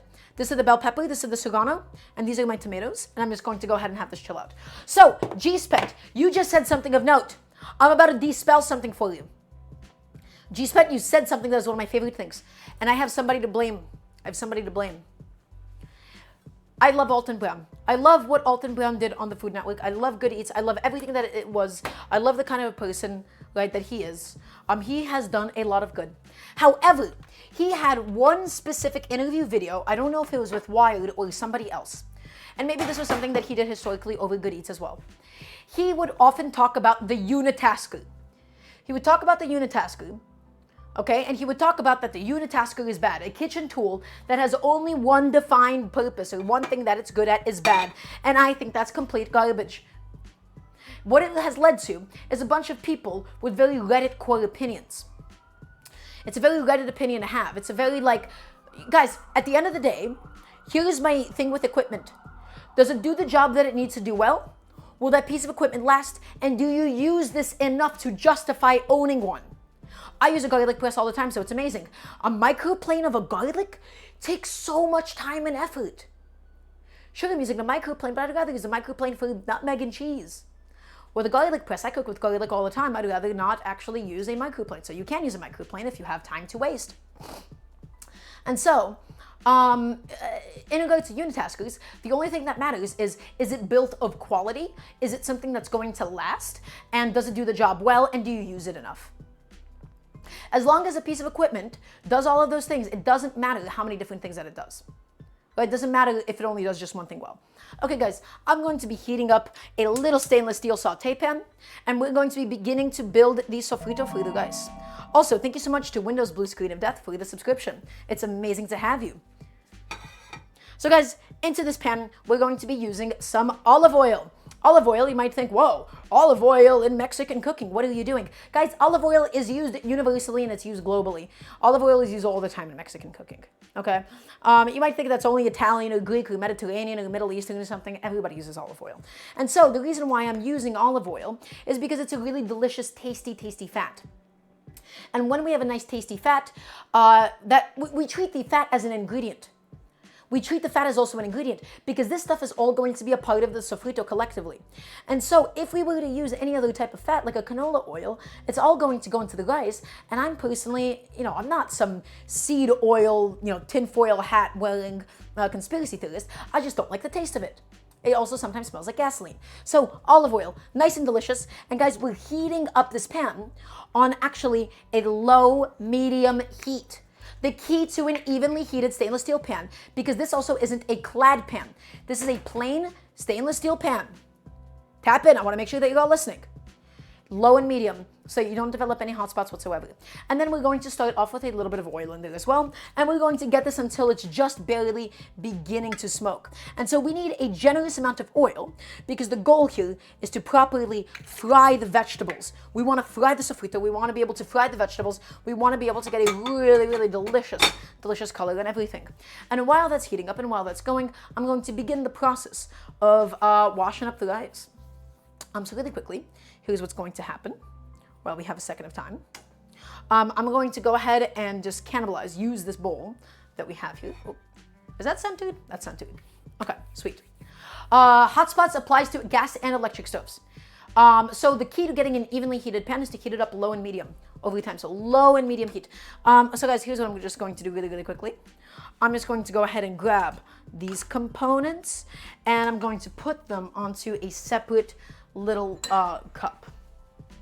Okay, because I'm going to use this bowl for the actual rice straining process. So just take it and pick it up. So guys, I'm going to be washing up a bunch of rice for today. Why do we wash off the rice? We wash off some of the excess starch on it, so the rice is a little bit less gloopy. With a lot of Mexican rice dishes, you don't actually see people wash the rice. Washing rice is very much so done in a lot of Asian cooking. And the reason why we're washing the rice is because I'm not looking for something that is super, super gloopy, something super starchy. Because of the fact that we're already adding the sofrito, it's going to be quite starchy in of itself because of the tomatoes. And all the onions and stuff, okay? So guys, really quickly, here's what's going to go ahead and happen. I'm going to go ahead and I'm using jasmine rice today. I encourage you to use any kind of rice that you would want. For a lot of Mexican cooking, people typically use parboiled rice, as it's called, which just cooks faster. I really, really like jasmine rice for something like this. So, new bag of jasmine rice. Gonna open up this bad boy. I've also done it with short grain rice. I've done it with basmati. I don't love basmati for this. I just really like the aromatic quality of jasmine rice. And so guys, in total, fine, I'll measure this out. I'm looking to do roughly maybe like 2 cups of rice. No, I'm not measuring it out. We're cooking at home. Roughly 2 cups. That's half a cup. That's 1.5 cups. I don't know. However much rice this is. You see this amount of rice? This is what we're going to be making today. Okay? I will not be counting or measuring past that amount of rice. We don't need too much. Okay, guys, the pan has been slowly heating up. We can go ahead and give that a little bit of attention for a moment. Pan has been heating up with the oil. Also, guys, is that okay if today's going to be a long stream? I'm going nice and slow. I'm taking my time today. Okay? So, really quickly, we don't have to measure anything. And I'm going to show you how to make perfect stovetop rice without needing, you absolutely do not need, okay, to measure anything out. I'll show you exactly how to test for it. So, let's go back to the stove, guys. You can see that the oil is now properly shimmering. Let's move it around. We have a generous amount of oil, a generous quantity. Let's go ahead and get a spoon rest. And now I'm going to go ahead and scoop up all of my bell peppers and my onions first. We let those cook, and we're looking to build up a good deal of color, guys. We're looking to get them beautifully and properly browned.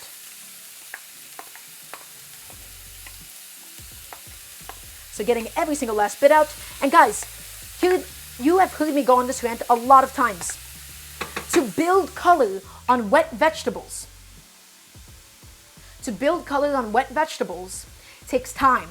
This can't happen in 5 minutes. You first soften it, you collapse it, you release the liquid, evaporate it, and then it will begin properly browning. It takes time. I want to hear yes, chef. Okay, what impact has car infrastructure had on our food culture? Count J. Bach, really good question. Let's talk about the United States. So the American city, because of how new the United States is and how new it is, relative also to the Industrial Revolution and with the beginning of cars, a lot of our country became suburbs and strip malls and grocery stores that you have to drive to. A terrible tragedy. What that means is that people in the United States specifically, they buy a week's load of produce and ingredients and things that are more shelf stable and canned compared to Europe. Typically in Europe, people, they go downstairs, they walk a little bit if you live in a city, okay? And you do this maybe once a day or once every 2 days. And you're just able to pop in and out. In majority of the United States, outside of the big cities, you're making a big shopping trip, especially because you're living with a family or something, making a big shopping trip, and you're buying food that can sometimes be for 1 to 2 weeks. Hence why Costco exists. Hence why there is this entire culture of Costco. And it is a tragedy. You know why? Because that means that produce is built to last and for it to be much more shelf stable. It's a tragedy that we don't have more like actual walkable cities. Yeah. Okay, so guys, I'm going to go ahead and take the chat with me. I'm going to not be on camera for just a second. We don't have to really babysit the vegetables at this stage because they're really wet. They're really wet. They're really releasing a bunch of liquid. So there is no risk of them burning at this stage. So all I'm going to do, guys, is I'm going to be washing up some rice. Ramage A, thank you so much for the 100 bits. We're just going to do the stove in the meantime. And I'm going to give these vegetables a little stir. We're going to add some salt to help facilitate some of the moisture extraction from them. Okay? Add a little bit of salt. We're just mixing it around to make sure it's cooking evenly. All of my beautiful bell peppers and onions, guys. And we're softening them. And you can tell that they released a bunch of liquid because the water, the liquid on the bottom of the pan is cloudy. That's all of the moisture, all of the liquid, in a bunch of little teeny tiny bubbles. Okay guys, so I'm gonna be washing up my rice. Again, why do we wash the rice for this dish, even though a lot of Mexican rice dishes don't wash the rice? The reason for that is because we're trying to get rid of all of the excess starch, because it gets a little bit gloopy. So yeah, that is the biggest implication of how car infrastructure in the United States has shaped the American diet. And so, I perhaps am not the most qualified to teach how to actually combat that because I live in New York City. Right, which is one of the few real cities that we have in the United States. And by real cities, I mean you can walk outside and go buy something, and there's a lot to do in public transportation. And there's not a lot of places like that. So guys, we're giving it a wash. We're giving it a good old rinse. One day in the future, I will set up a sync camera, I promise. Okay? And as always, guys, if you haven't checked out my Patreon, please go ahead and do. Exclamation mark Patreon if you'd like to be able to support this. I want to be able to do this full time. I want to continue to teach you all how to cook. And so the things that I'm emphasizing is how to use up a bunch of produce at once, how to make stuff last at home, how to still use up fresh produce, right? And so I hope that even for the American that might live in these kinds of conditions, but also for the rest of my audience, right? I hope you guys have been getting something out of this. Do you guys feel like this has been helping you in some way? With at least like home cooking. Oh, that is my pressure cooker done. The chicken stock is done. Definitely helpful. Well, you know what? I'm glad to help out. That was my goal. Okay. And just giving my rice a wash. Giving it a nice proper wash. You know, we made quesadillas before? Well, we're still going to get to that. We've done basically everything but the quesadillas. So guys, I'm not washing my rice until it's completely clear. Again, I'm just trying to get rid of a good amount of the starch so that it's no longer going to be like real gloopy.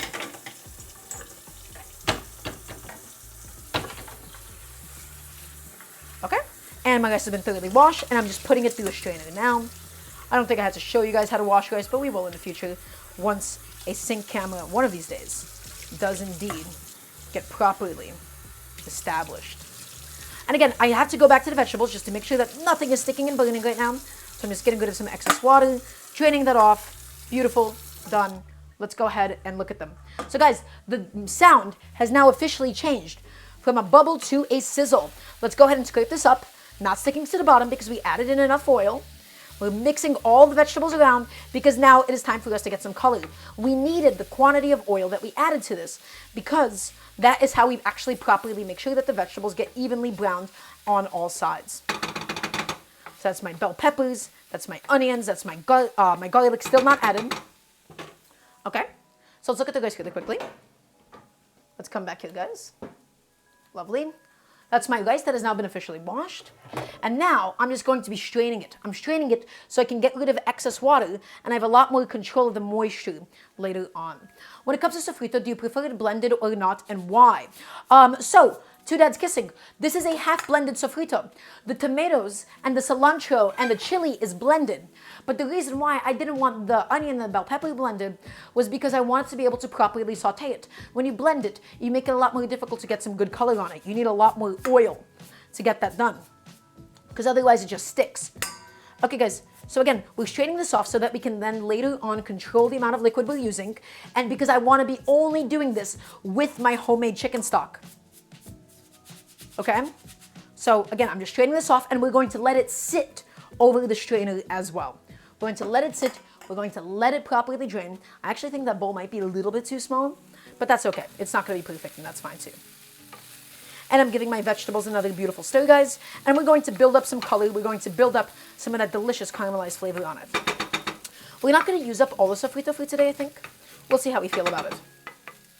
Lovely. Ooh. Okay. We got a lot done just now. I'm going to have a nice little sip of water.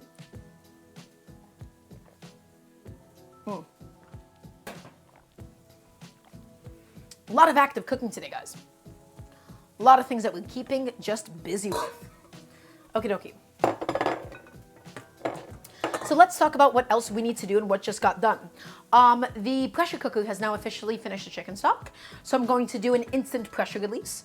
I'm going to release the pressure, release all the steam. We're looking to build up enough color on these vegetables. Then we're going to add the garlic. We don't add the garlic immediately because the garlic burns a lot quicker. So we add garlic only for like the last 30 seconds of the cook time. So guys, nicely, properly, beautifully sauteed, medium and slow is the way to go when it comes to sauteing vegetables, especially for the sofrito. We want them nice and soft. Nice and soft. We're building up that delicious golden color on it. We're getting it nice and flavorful. We're making sure that nothing is stuck to the sides of the pan here. Okay, gorgeous. Look at that sofrito, guys. That is going to be the base of so much flavor. Whew, long stream today. Is everybody still paying attention? I want to hear a nice resounding yes, chef. So the chicken stock for the rice is done. We're releasing the pressure. We're building the sofrito now for the rice. We're going to be doing the jalapeno crema as well in just a moment's time. And that's going to be super quick, super easy to throw together. Okay, so bell peppers, onions, that's enough color for me, really. You can push this. You can push this as much as you want. I don't really need like that depth of like caramelized onions. I just wanted to get some properly sauteed onions inside. And now, guys, this is the moment that we go in with all of our garlic. All of it. All of it goes in, break it up, and we're constantly mixing at this stage. We're mixing it. We're mixing it because the garlic tends to clump up a little bit, and we don't want it to burn. The garlic, because of how much sugar it has and other stuff, it burns the easiest out of all the vegetables that we've added in here thus far. And so we're keeping it going, we're keeping it stirring, we're breaking it down, we're getting all of those clumps broken up. We still want to infuse the oil with the flavor of the garlic. We still want to be able to get them nicely golden brown, but garlic can easily go from golden brown into being bitter and burnt. So a little bit longer, keep pushing it, keep it going. It doesn't have to be perfect. Just get some of that color. It's going to stick a little bit to the bottom. Keep it going, keep it pushing. Break it up just a touch. If you overcook it, that is when it starts to become bitter because you've officially burnt your garlic. And now, guys, we go in with my blended vegetable base. My tomato, my bell pepper, my chili, and, of course, my blanched cilantro. And now, guys, we're going to let all of this stuff concentrate. Truly, truly concentrate and let all of it cook down. And that is my sofrito. That is my beautiful sofrito. I know it looks unassuming, but this is the kind of a thing that if you make a big batch of, you can keep it in your fridge and add to beans, add to soups, add it to rice. There is so much potential that an aromatic base like this can have. And so my goal at the moment, I don't need all of this liquid. You see how saucy this is? You see how thick it is? Right? I want to get it into the consistency of a paste. And so we're just going to be evaporating some of the moisture from the tomatoes. So medium-low heat, we're going to be evaporating it. We're going to be letting it go. Okay? Does anybody have any questions? This is going to take maybe about 15 to 20 of cooking time. Okay? Let's have some water.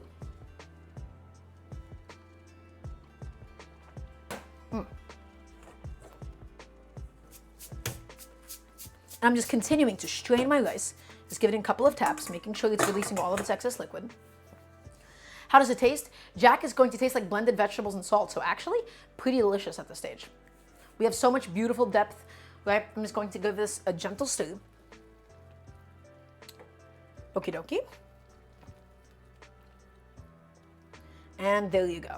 Okay. And then we'll talk about the rest of the stuff in a second. So I'm just gonna wash off my blender cup because we don't really need the tomatoes and such for the jalapeno crema that we're doing. So let's actually begin that process right now. This is going to be the dipping sauce for my quesadillas today. I love having a jalapeno crema. I love it. The reason why I love having a jalapeno crema is because I love the contrast of a hot, fresh, crispy, cheesy quesadilla and then this like cool, spicy, creamy sauce to be able to dip it in. It is one of the best things alive. It is truly a treat. And so that's something that I've started to do. I think I got like some mild Taco Bell inspiration. I think they might have some sort of a spicy, like sour cream based sauce. I don't know. All I know is that it's delicious. So guys, let's go ahead and begin doing all the prep. Is everybody ready? I want to hear a yes, chef, from everybody watching, from everybody listening, from everybody tuning in. Remember, I appreciate every single one of you. Thank you all for being here. You guys are truly the best little sous chefs, the best audience I could ever ask for. Okay. So I'm just going to go ahead and mix this around slightly. Mix it around, mix it around. And guys, you can see it's becoming a little bit thicker. Again, we're just looking to get rid of all that excess liquid because I want my rice to be seasoned with my chicken stock. Okay? So, let's go ahead and begin my cilantro crema. So everybody, first, blanched cilantro that we shocked in cool water. The beautiful cilantro here is really, really nice because it's now going to stand up to the blender. If we just freshly slice cilantro as we did in the past when we put in the blender, it's going to lose a lot of its flavor really, really quickly. Okay, first thing that we need to do, guys, we need to get the garlic and the lime juice inside. We only need about 1 clove of garlic for this. It's going to get a little bit more mild as it sits in the fridge. So 1 clove of garlic. I'm going to just go ahead and peel this bad boy up. Guys, today is going to be a really, really long stream. So I hope you're in it for, the long haul, I suppose. Okay. Oh, that garlic clove is too gosh darn big. How's this guy looking? These are so tiny. They're so small and pathetic. Okay, I think these miniature ones will do nicely. And we no longer need any more garlic. So guys, a little bit of garlic goes a long way, especially because this is going to be in a raw format. And so something I really like doing is we're going to be blending this with the lime juice. I forgot as to the specific reason why, but in acidic environments, the actual pungency of the garlic itself, the allicin, doesn't, come out as much. So when we're blending it and crushing it with the lime juice itself, we're going to basically get this like little lime juice paste, right? It's a chemistry thing, it's a pH thing, right? We get a much less pungent garlic, which is ideal for raw setting because I want some of its flavor, but I just want some of that sweetness from the garlic itself, okay? So a little bit of garlic, just like that. I trim off the butts. We don't have to chop this up or anything. Okay, and now let's begin processing the lime. Let's not forget about my sofrito in the meantime though, guys. Scrape it up. It's a viscous, basically like a tomato sauce. Scrape up anything that could be possibly stuck to the bottom, stuck to the sides, get all of it off, get it going, get it ready to go for us. Okay, there she is. Beautiful. Nice and delicious and aromatic and flavorful. Okay guys, let's go ahead and use one of my favorite tools in the kitchen. Oh, why do I feel so off today? let's use the citrus press. So I'm taking a lime, I'm slicing it in half. I think everybody should own a citrus press, as Alton Brown would have a heart attack and think about it being a unitasker. This does a really good job of just processing up a bunch of citrus at once. So I'm gonna take it and I'm gonna give it a nice big old squish, guys. Nice big squish, and pour all of it out and into my cup. And we're going to start with 1 lime. I don't wanna have too much lime juice because it can make my crema a little too watery. Okay, and nice big squish. There you go. Inverse position, flesh side down. That's right, Munha. I completely forgot to do so. So that's my lime juice soaking with the garlic at the moment. We're going to be blending those together again because we want to first make sure that the garlic is blended with the acidity so it doesn't get too pungent. And now, let's talk about the other components that we need for this jalapeno crema. I am, above all else, I'm not looking for significant spice. I'm looking for a little bit. And so, I'm gonna be using 1 whole jalapeno, but we'll be taking the seeds out of it. Jalapenos are really variable. The seeds is where most of the heat is, though. The heat is stored in the seeds. Okay? So, let me just go ahead and mix that up really quickly. And so, I'm looking for some of the fresh vegetable flavor, okay? As well as some of the heat, but not entirely. So all I'm going to do, guys, is, actually I can just go ahead and put this blender cup away, and we'll get to the blending session in just a moment. Okay, I'm going to take my jalapenos, and we're just going to go ahead and slice them in half just like this. And the reason we do that is so we get nice, easy access to the seeds and the pith, and then we just slice it off into the trash. Okay, guys? Just like that. That is how I like to do them. When they're quartered, you get a really good, easy access inside of the jalapeno itself. Okay? Lovely. And last one. Seeds can't be used. You can. You absolutely can. I just think they'll add too much heat to my jalapeno crema for today. And I'm just looking. I'm looking for the fresh vegetable flavor of the jalapeno and some of its heat. So the seeds would be overpoweringly spicy for me today, is my one concern. And all I'm going to do, guys, is I'm just going to chunk this up ever so slightly, just so the blender has an easier time with it, and it's going to go into a little bowl, okay? Next, we're going to go ahead and continue to stir my sofrito. And guys, it is just about done. It'll be done in just a moment. Again, we're basically getting this delicious tomato paste. Okay, and now I'm going to do a teeny tiny chunk of onion, guys. We don't need too much onion. So you guys see this onion right here? We're going to use maybe like, I don't know, not even like a quarter, not even an eighth, but almost like a 16th of this onion. That is all the onion that we're going to need for today, for the jalapeno crema. Just so we get a little bit more allium flavor inside. And I'm going to just cut off the root of the onion. And then I'm just going to chunk it up so the blender, once again, has an easier time with it. And then, guys, last but not least, our stable blanched cilantro.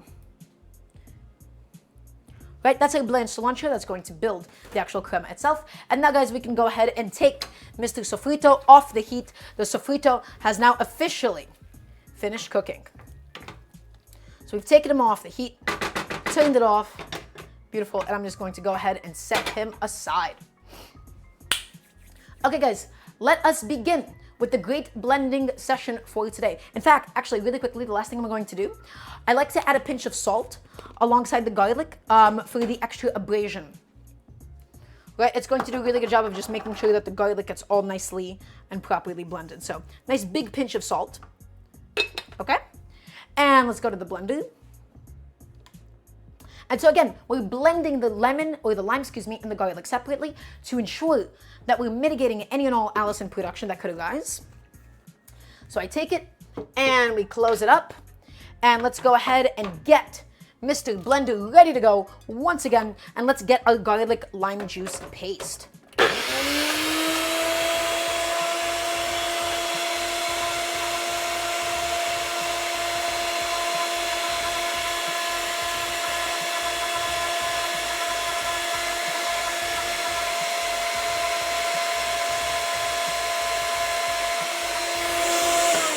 That's okay. The rest of the chunks inside will be blended up when we add more components. The blender is just a little bit empty, so it's struggling to get through all of it. So in fact, Let's go ahead and just load this bad boy up with everything else. That's our lime juice and garlic now. So guys, let's get the other components inside, okay? So let's go ahead and grab my onion and my blanched, cooled cilantro, my jalapeno. Okay, and it's supposed to be spicy. It's supposed to be nice and creamy. And now, guys, of course, the most important component is a bunch of sour cream. I will not, and I refuse on an ethical principle, to measure out how much sour cream I'm using for this. It's home cooking. I'm not going to dirty a measuring spoon and I just spilled some on the ground. The sour cream got a little liquidy. Ugh, the tragedy that is my life. It is so difficult being Daramgar. Okay, part 2. Take 2, guys. Take 2. So, big dollop of sour cream and 2 big dollops going directly inside. Okay? Now, let's just go ahead and set that down. Let's close up the blender. Let's get all of this nicely processed, guys. Let's go ahead and make this into a beautiful cilantro crema for us. All of it in, all of it going. It begins.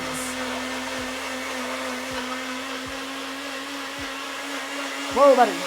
Relax.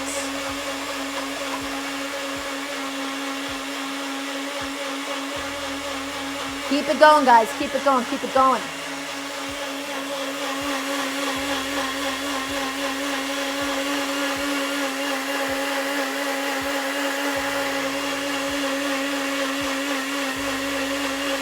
Beautiful. And guys, that is going to be our incredible dipping sauce for today. That is our lime, cilantro, jalapeno crema. And we got this really incredible, like a light green color out of it. Let's give it a little taste. It's going to be nice and spicy, I hope. The answer is not particularly. I don't think that jalapeno was particularly spicy today. Okay, that's okay. It happens to the best of us, I suppose. Okay, I'm going to go ahead and now just take a second to clean up my station, guys. Thank you for bearing with me. Thank you for being patient for this process. Okay, just get rid of that cutting board. I'm going to go wash off my hands really quickly because I still have some sour cream on them. And that is it. That is all that we needed to do for it. It's such a simple, such an easy condiment to do, guys, that I think everybody should be doing. Okay? It's really easy. It's really simple. Okay, and let's put the sour cream back into the fridge. Okay, again, guys, remember, clean as you go when it comes to home cooking. Let's go ahead and get rid of the spoon now. And I'm just going to go ahead and transfer my jalapeno crema into a separate, cute, teeny tiny little container. I think that should do nicely. That is a cute container if I've ever seen one. Let's go ahead and get it all in here, guys. Beautiful. And this stuff right here, this is going to be an incredible dipping sauce. It's going to firm up a little bit more in the fridge. It's this runny because of the ratio of the sour cream. The sour cream gets a little thin when it's agitated as well. Okay, and we'll go ahead and just screw it off the top. Delicious. Okie dokie, guys. Let's keep moving. We got a lot to get done today. Today's a really busy day, guys. Is everybody still watching? I want to hear yes, chef. I want to make sure that you're all tapped in for today. Let's go ahead and close this off. Let's move on to the rice. Okay, so this goes into the fridge. And now let's talk about my chicken stock. Back to the stove we go. So, everybody, this is my gorgeous, incredible, homemade chicken stock. Golden, full of color, full of flavor, full of love and attention and affection. This is going to be the base of an incredible rice dish for us today. So, let's go ahead and get started. We're going to strain some off and we're going to be putting into a little pot. Jack, I'm very happy for you. Okay. So guys, here's what's going to happen. Here's what's going to be our process. First, I am explicitly using a non-stick pot for today's seasoned rice. There is a reason for this. I need everybody to tap in right now. I need everybody to understand why I'm using this. With a regular rice, with a plain white rice, I use a stainless steel pot and a little crust develops on the bottom. Because of the fact that we have a sofrito, because we have the tomato, because we have all the sugar, because we have the chicken broth, it can get very unpleasantly burnt on the bottom. Not just crusty and crispy, but really burnt on the bottom. A non-stick vessel does a much, much better job than a stainless steel pan from overheating the bottom. Something with metal conductivity and stickiness. There's a lot of different reasons for it. But typically, a good rule of thumb to think about with cooking is that the stickier something is, the more of a chance it has to burn. And so we use a non-stick pot because I'm not looking to burn my rice today. I'm also not going to be frying the rice in any oil. We're going to be keeping it nice and simple. So guys, rice into my lovely cozy little pot. It goes. And so what's really nice about doing this separately is we get to first separately decide how much stock we're going to need before we add the sofrito. I don't like adding the sofrito immediately because it messes up with our moisture ratios. So guys, so that's a washed and drained rice. Move it around, shake it up. Now let's go ahead and ladle in some of my delicious, homemade, full of flavor, full of love, full of care and affection, this homemade chicken stock, guys. And I'm going to show you exactly how much we're going to need. I refuse to measure my moisture for rice. I refuse. Guys, we're looking for maybe half an inch of water above it. The more water we have above the rice itself, the gloopier it's going to be. The less water we have, the more granular it's going to be. The texture, to some extent, is actually quite playful. You have the ability to mess with it a little bit. And so, I'm seeing the amount of liquid on top here.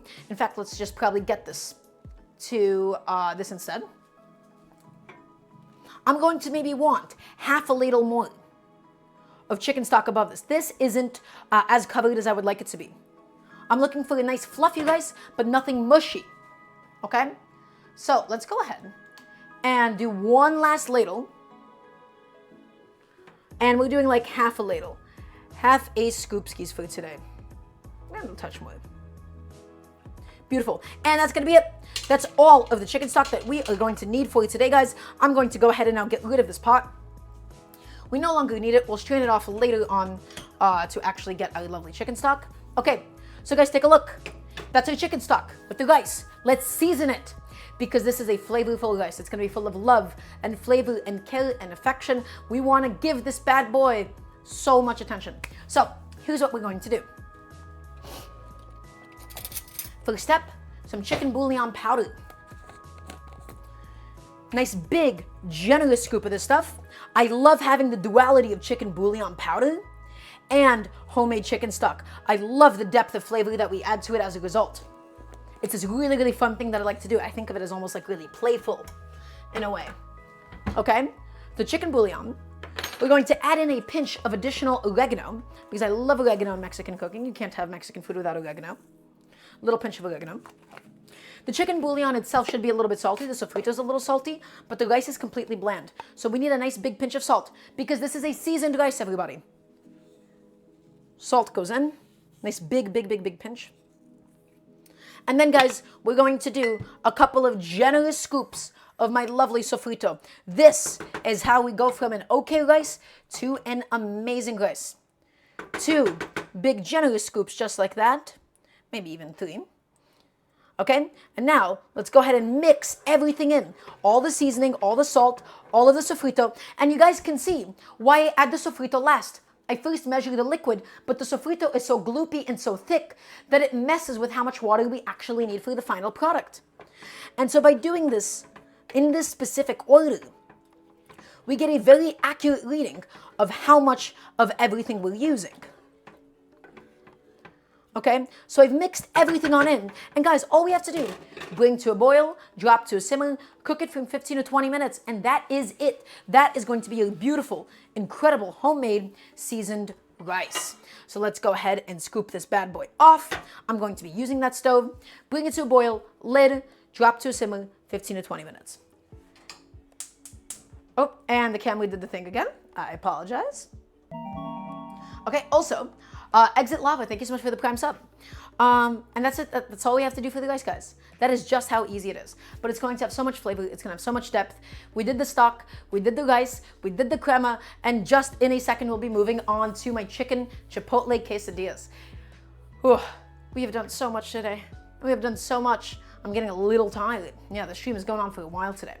Okay, let's go ahead and scoop everything up. Clean it all up, clean up our station, get rid of all the different things that we feel like we do not need for today. And you guys, I'm really, really excited to show you how delicious this rice is actually gonna be today. Okay, and I'm just gonna throw this into the dishwasher, just cleaning as I go to make my life a lot easier later down the road. Okay, dokie. So what else do we have to do? We have to sear the chicken, we have to grate the cheese, we have to actually make the proper filling for my quesadillas today. My chicken has now officially been dry brining. So what I'm going to do is I'm going to actually quickly clean up this pan. This is the pan that I want to cook the chicken in. And I'm going to just quickly box up my sofrito, and I'll be using it later in the week for something else. I can make a soup with this, I can make beans with it, right? We don't need all of the sofrito that we made, so I'm just gonna go ahead and take care of it really quickly. Does anybody have any cooking questions for me? It can be about this dish, it can be about anything else that you would like, because remember, I am here to teach you how to cook at home. So take it and scoop it and clean it all up, guys. And I'm going to be using this pan for the chicken, so I'm going to have to wash this off in the sink. Okay, and that is all of my sofrito.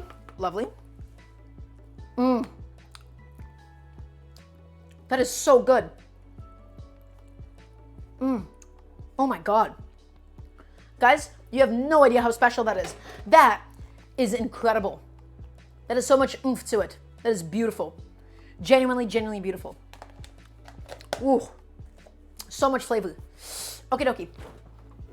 So, everybody, we're going to head to the chicken in just a second. The rice is officially boiling now at this stage. So I'm going to now go ahead and slap a lid on it. Drop it to a simmer.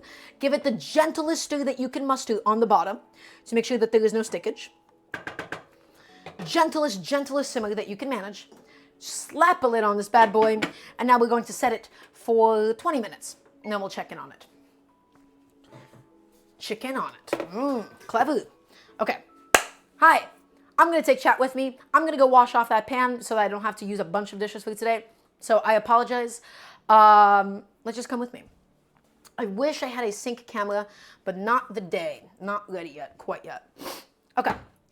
And my iPad is now ready to go. I'm just going to rinse this bad boy off. Don't even really need to use soap. I just want to get all of my sofrito off of my pan. Okie dokie.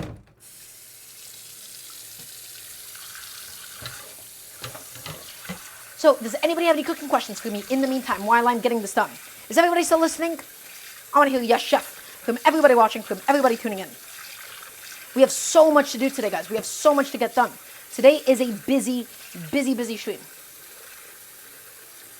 And let's dump out the water. I inhaled some of the sofrito. Excuse me. Okie dokie. Ooh, that was spicy. That serrano today, really spicy. My goodness. Okay, and basically done with washing my pan. Again, I don't even really need to use soap for this at the moment. The entire goal was just for me to get rid of all of the chunks of food so that none of it burns. Chef, would I do a 24-hour stream? Jack, that sounds like toiletry. That does not sound very pleasant to do, so I don't actually think I would do that. I mean, if it was like others that took over, maybe. I'm not ready to even think about something like that. Okay, rice is going.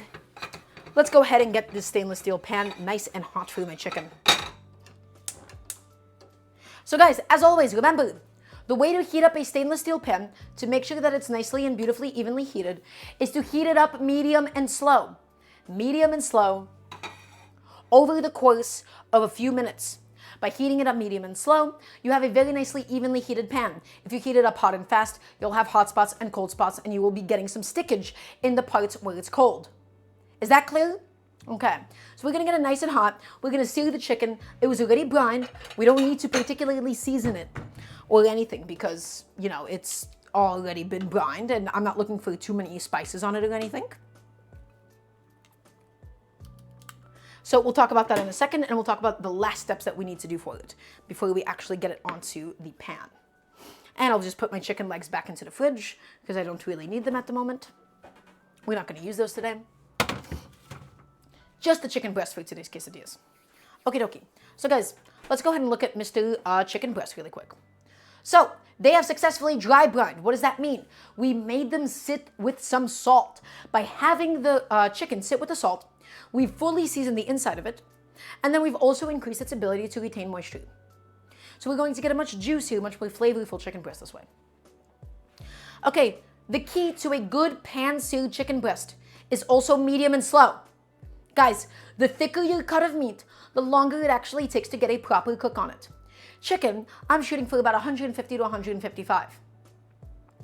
Cooking it medium and slow is going to prevent the outside of the chicken from scorching before the inside is actually properly done. Medium and slow will always be the way to go with these kinds of things. And so, the salt pulled out some excess liquid. So all I'm going to do is just pat it dry with some towels. I got chicken in my hand. Will I survive? Yes, you will, Serena. Just Neosporin and a bandage, and you'll be A-okay to go. So guys, all I'm going to do, paper towel, blot it dry, get rid of all of that excess moisture from it, because that moisture would end up splashing in the pan when we add a little bit of fat, and that's not what we're really looking to accomplish here. Right? Because it's just going to splash, it's going to make a mess, and it's not going to get a good crust as a result. It's all going to be trapped under the chicken. So that's one side patted dry. I should have probably done this on the sheet tray itself, but that's totally okay. Okay, and I'm just getting rid of any and all excess moisture, guys. Just getting that done. I should have probably not done this over the cutting board, but I'm being extra careful to make sure that nothing is dripping onto the cutting board itself. So pretty bad form that I am exhibiting right now, but that is okay sometimes. Okay, so my chicken has now been officially patted dry, and we're only going to need a little bit of oil. We don't need a crazy amount of oil in this pan. We need enough oil that the skin comes into even contact, okay? So let's go ahead and get that going. Back to the stove we go. Let's get my chicken breast right here. Lovely. And some olive oil. Alternatively, guys, you could also just do a poached chicken breast. If you don't want to mess with the process of pan-searing it, gently cook it in some water, 15 to 20 minutes or so. Nice and easy. Be perfect. Okay, so olive oil. And we're going to go in, and we're just looking to gently coat the bottom of this pan. We don't need a crazy amount. This is just going to make sure that the chicken doesn't stick and that it's evenly, properly cooking. Again, the key to pan-searing chicken breast. I inhaled more Serrano. Oh my God. That's not the key to it. The key to a pan-seared chicken breast is to go medium and slow, to make sure that it's thoroughly cooked through. Okay? Because it's so thick and we're not cooking this to medium rare, it's going to take a considerable amount of time. If we were to cook this on a high heat, we would overcook the outside before the inside was done. So medium and slow is the way to go. We don't need smoking hot oil. We don't need a ridiculous, crazy temperature, right? One of the biggest mistakes that people make when they watch a little bit of food videos, they think they have to crank up the heat at all times when you're searing meat. They're like, wow, I'm not cooking with enough heat. You're cooking with enough heat. Trust me, time is going to be your best friend. So the oil is heating up. We're going to give it another minute or so. Again, over a medium heat exclusively. I know I keep repeating myself, but it's important to make sure that we're on the same page. And then we'll be grating the cheese. We'll be chopping up the chipotles. We'll be making the mixture. We'll also do some cilantro for garnish. So actually, let me go ahead and get some of that started right about now. Yeah. Because some nice fresh cilantro for garnish, I think you can't really go wrong with that, can you? So let's grab a little bundle, a little bit of this guy right here. We don't need a crazy amount, just this much. Okay, and let's go ahead and top this off. Let's close it off. Beautiful. You can't have Mexican food without cilantro after all. Okay, and all I'm going to do, guys, is I'm just going to go ahead and pluck the leaves off of the stem because I don't love the woody fibrous texture of the stems. Let's pluck, let's pluck, let's pluck. Let's pick it, and let's pluck it, let's pick it, and let's pluck it. Let's pick it, and let's pluck it, and let's pick and pluck all the way, guys. All right? Get all of it done. There we go. That's what I'm talking about. And now, My oil is nice and hot. My pan is nice and hot. I don't need it to be smoking hot. Guys, let's go ahead and lay in the chicken breasts. What we first do, if your stove is tilted like mine, the oil pools to one side. So what I always do is I take the oil and I first swish it around, right? Opposite of the way that it slides off. And then we add in the chicken. So guys, picking it up and laying it away from me. And now let's do the same thing with the other chicken breast. Ow! It just splashed on me. I didn't get my chicken breast dry enough. Guys, let's relax. What's going on with you? It'll fix itself in a moment. Relax. Let's chill out. Okay? It's fine. It was okay. It just hissed at me a little bit. So guys, medium and slow. If the skin is sticking, it's going to naturally unstick. So just trust the process of cooking the chicken itself. Don't touch it on this first side until the chicken itself naturally comes unstuck. Okay?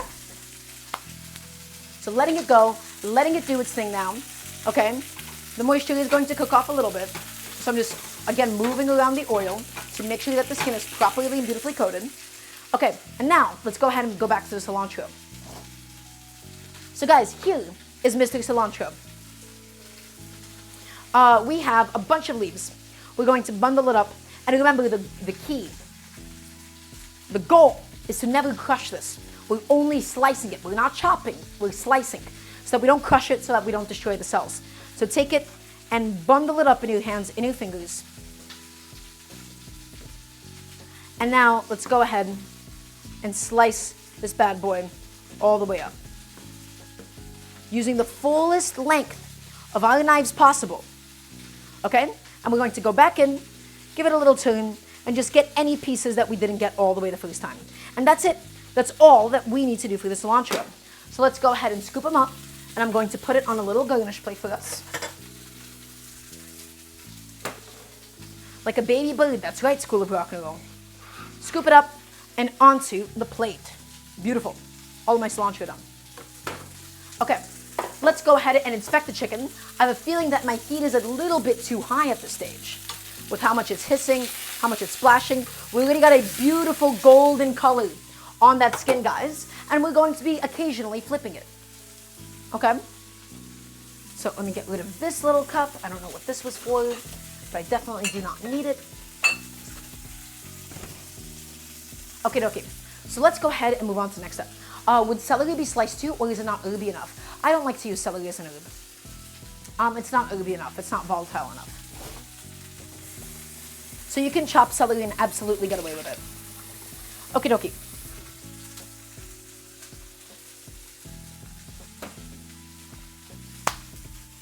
Hi. So it is time to begin the cheese grating for today. So I have with me a lovely block of cheddar cheese and a lovely block of pepper jack as well. I'm just using good melting cheeses. My favorite authentic cheese to use for something like a quesadilla would be Oaxacan cheese. Oaxacan cheese, nothing melts quite like it. And the entire point of today was I wanted to use up my leftover cheddar cheese, guys. So I'm going to go ahead and we're going to glove up. In just a second, I'm just getting the chicken nicely cooked through. Low, medium heat is the key for this, okay? I'm going to go ahead and glove up, grab a cheese grater, and make sure that I have a bowl to put all of my grated cheese into. I think this one is going to do nicely. Give it a little rinse. Beautiful. And let's wipe it off. Okay. So I'm going to be using a combination of cheddar and pepper jack. I love pepper jack for the heat. I love cheddar for its sharpness. You can use any melting cheeses that you would like. I wouldn't use Parmesan. I wouldn't use these really, really hard cheeses that don't melt easily at all. Okay? Okay, please get a yes, chef. Please and thank you. So now the chicken should have naturally unsticked at this point. Yep, it sure has. Let's go ahead and give this bad boy a little bit of a rotation, just to make sure that it is evenly cooking. Again, low, medium heat. I'm gonna go ahead and glove on up for this task, for this process. I know, guys, this seems like a lot of work for the quesadillas. The majority of the work actually just went into making the stock and the rice itself. Trust me, quesadillas are something that you can quite literally, like, do in minutes. That is the whole point of them. I just don't have any of the ingredients built up. Okay? And so, I'm gonna glove up, guys, and my favorite tip, my favorite piece of advice to give for a box grater is do not go up and down, because then you have to pick up the sticky cheese. Use it almost like a mandolin. So guys, go away from you and just have it fall down this way. And that way, whenever we grate the cheese, we just have to scoop it up and put it into the bowl. Let's grate it, let's grate it, let's grate it, let's grate it. Yes, Tarina, you got it. Let's grate it, let's get all of it done. Beautiful. I don't think that's enough yes chefs. One more time, everybody. Please and thank you. And I'm gonna go ahead and give the chicken another flip just to make sure that it is cooking evenly on all sides. Nice, beautiful golden color we're developing here. I should have probably separated the breast from the tenders, but that's okay. And get it grated and get it going. Use your muscles. Stance up for this, guys. And when the cheese grater gets a bit full that it's leaking, dump it onto the bowl. Next one we go. And we just go. We keep grating. We gotta keep on going. Stance up, stance up, stance up. Get it done. Get the process done. Beautiful. And once again, for those of you that haven't already checked out my Patreon, type in !Patreon in the chat if you would love to support the stream, if you would love to support what we do here. I want to be able to do this full time at some point, and thus any and all help would be really, really appreciated. Okay, it's not gonna snap. I've given this thing that much love and effort in the past. All right. But yeah, I guess a flimsy one would break if you put that much. And I'm not going with a lot of vertical force. No, I know it looks like a lot, but it's truly not all that much. Giving that chicken a rotation, rotating it in my mind. Okay, okay, okay, okay, okay. There we go, guys. We're getting it done. We're making it happen. Lovely. Okay, and tap the rest of the cheddar cheese in the bowl. And the whole point of this was that I wanted to use up the excess cheddar cheese that I had. And this is a nice way of doing so. Okay, and almost done with the very last of it. We have this little teeny tiny nub of cheese left over, and that is a snack for me. Oh, lovely. Okay, okay. So good. Let's go ahead and grab Mr. Pepper Jack now. Let's get him done as well. Low, medium heat for the chicken, guys, okay? And let's give him another flip. Again, we're cooking them as evenly as possible by flipping them oh so often. Okay? They'll take time. They're nice and thick. They're gonna be nice and juicy. Okay. You can like still see like it's really, really pink under it, right? So it's not anywhere close to being done, and that's okay. Mr. Pepper Jack, it is time for his demise, or rather for his ascension, for his transformation, a little softer than the cheddar cheese, because that was a really sharp cheddar cheese. And so we have to be a little bit more gentle. Moonham, thank you for being here. I hope you have a lovely night. Thank you for being here. Okay, and great, and great. Again, guys, be gentle with the pepper jack. It's a lot softer, okay? Gentle, easy, easy does it. Gentle, gentle, gentle. Get it done, get it processed, get it going. If it's too soft and you feel like it's like completely like crumbling and melting in your hands, put it in the freezer for a little bit. That also does a really good job of it. Okay? Almost like a mozzarella, its texture is. And grate it, and grate it, and grate it. Oh yeah. Also, the quesadillas have cheese, or is it optional? So, the crazy thing is, in Mexico, quesadillas are actually optional with cheese, which seems insane to think about. But quesadillas don't actually have to have cheese. Yup, look it up. Google Google is your friend for this. Only in Mexico City? Well, there you go. You can absolutely have a quesadilla without cheese in it, which, you know, the rest of Mexico is normal. It's only Mexico City that does that. It does seem insane to me conceptually to not have a quesadilla with cheese, because it's just like, what are we doing at that point? Okay. And get it grated, and get it grated. I mean, it is, right? It is a combination of queso and tortilla, but it's just like, you know, I don't understand it completely myself. Okay, guys, let's go ahead and continue to process up the pepper jack. Again, the pepper jack is going to innately be a little bit more challenging. It's a different kind of cheese, right? Just get it going, get it processed, push it all through. Push it through, push it through, push it through. Get it done. Huzzah. Okay, and let's dump out this into the bowl. And I think that's going to be enough cheese for today, guys. I'm going to go ahead and just package the rest of it up. Okay, and back to the stove. So you guys can see the chicken as it continues to get nice and beautifully cooked all the way through. We're getting it nice and golden brown. Look at that color, guys. Look at that seal. Okay, it looks pretty good, I think. Low, medium heat, because we're not looking to burn the outside of the chicken. Okay, low, medium heat will be your best friend for this. Oh, guys, and the rice is almost done too. I'm really excited about that. So I'm putting away the cheese. We officially grated all the cheese that we need for today. And I'm going to go ahead and now get rid of it. Also, thank you, Ashla. Same to you. If you celebrate, I don't know. Okay. And let's go ahead and just throw my cheese grater into my sink. Get it soaking under some running water.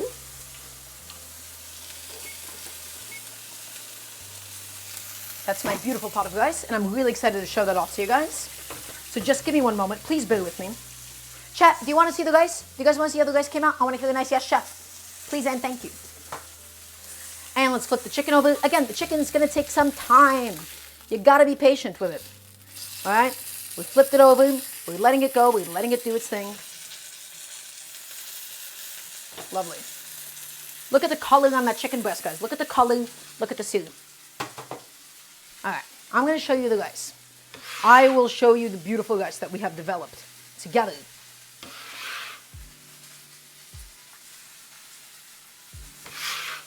Okay.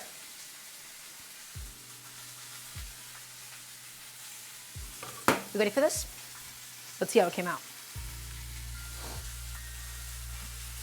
Let's go to the cutting board.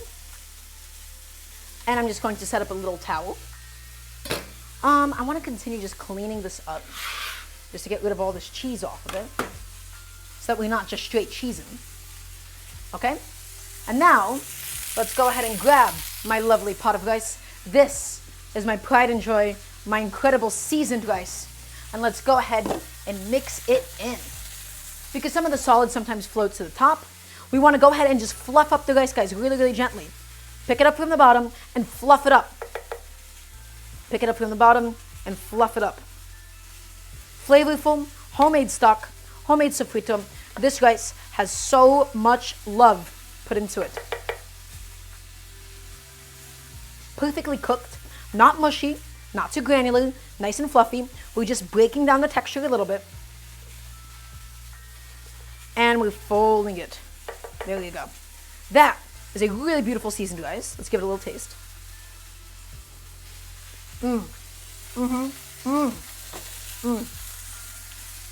Incredible. And now, we just put a cover on it, we put a lid, and we let the rice rest. We let it rest up. That's it. That's my rice. My homemade, delicious, seasoned rice, full of so much love, full of so much care, full of so much attention. Let's go back to the stove. And again, we're continuing to cook the chicken all the way through. This seems like a long time, but that is just how long pan frying chicken ends up taking, because it is just so thick. We have to get the whole thing entirely and completely cooked through, okay? So just a few more minutes, everybody. Let's go ahead and take a second to clean up our station. throw a couple things into the dishwasher, throw away a couple of things as well. Everybody, once again, thank you all for being here. I'm gonna have some more water. My throat feels a little off today. For today, we've done everything that we needed to. The last step is going to be cooking the chicken. We're gonna let it rest. We're going to chop it up. We're going to chop up some chipotles. And we're going to get a quesadilla mixture. And then we're gonna fry up the quesadillas, and I'm gonna show you exactly how to do all that. I do get kind of annoyed with pan searing at home because it just releases so many little oil particles all over the place. I can only imagine what my camera has been going through this whole time. So I just like wiping it off while I'm going, because otherwise it just sort of like sticks. Ugh, it's a mess. Okay guys, I would reckon that the chicken might be done at this point. This is the chicken tender, so we're not breaking the chicken or anything. We're just taking a little peek inside. I'm going to give the skin another second of cook time, just to finalize that skin. And I think that chicken breast is ready to go. Oh, chicken breast is awful for in general. I prefer the leg. Well, I'm looking for the chicken breast because of how delicate it is. I do really, truly love how delicate and tender and supple it is, especially in something like a quesadilla. So I think for today, it will be perfect. Okay. So guys, let us, ooh, all the smoke is getting to me. Let's grab a plate, and we're going to rest the chicken on this little plate. So it's not amazing to use a lid, and the reason for that, Donkey Tron, is because you build up a lot of steam. When you build up a lot of steam, you inhibit the crust developing, and the additional moisture makes it basically explode inside.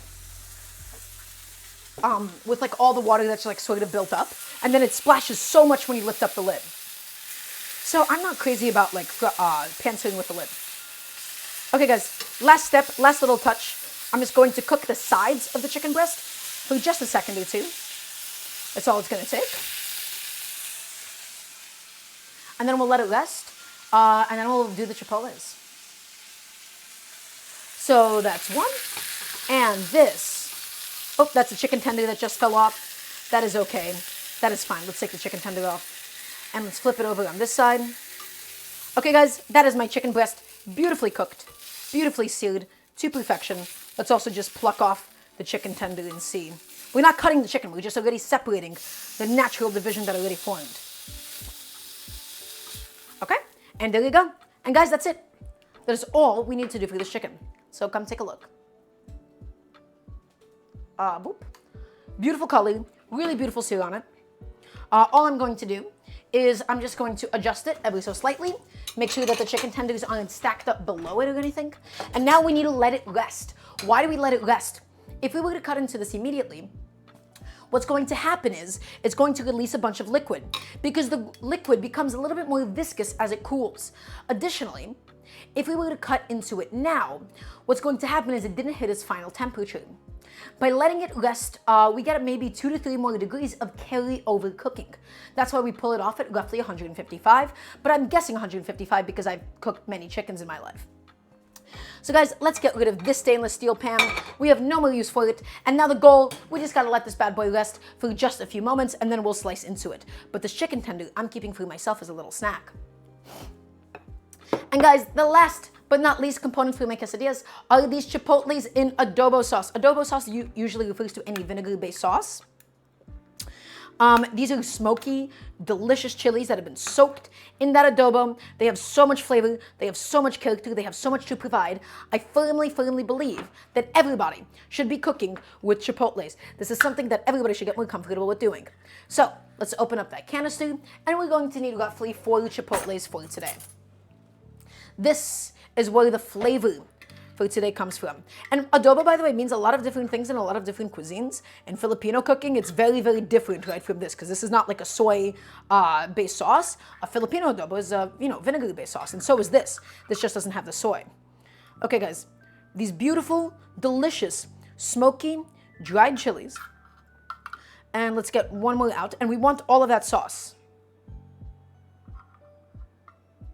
Okay? So there you go. And I think that's going to be enough for today. So this is about 3, and then some of the sauce that it's sat with. I'm just going to scoop out some of the sauce and throw it into the cheese. because it'd just be nice to have. So it's gonna be spicy, it's gonna be flavorful, it's gonna be nice and smoky now because of the chipotles. And that is the beauty, guys, of using an adobo. Chipotles in adobo. So not just a dry smoky chipotle, but we get so much flavor because it is encased, of course, in all that sauce. And so, I'm just gonna wipe off the can because the bottom got a little bit dirty. And all I'm going to do, they are packed with flavor. You're absolutely right.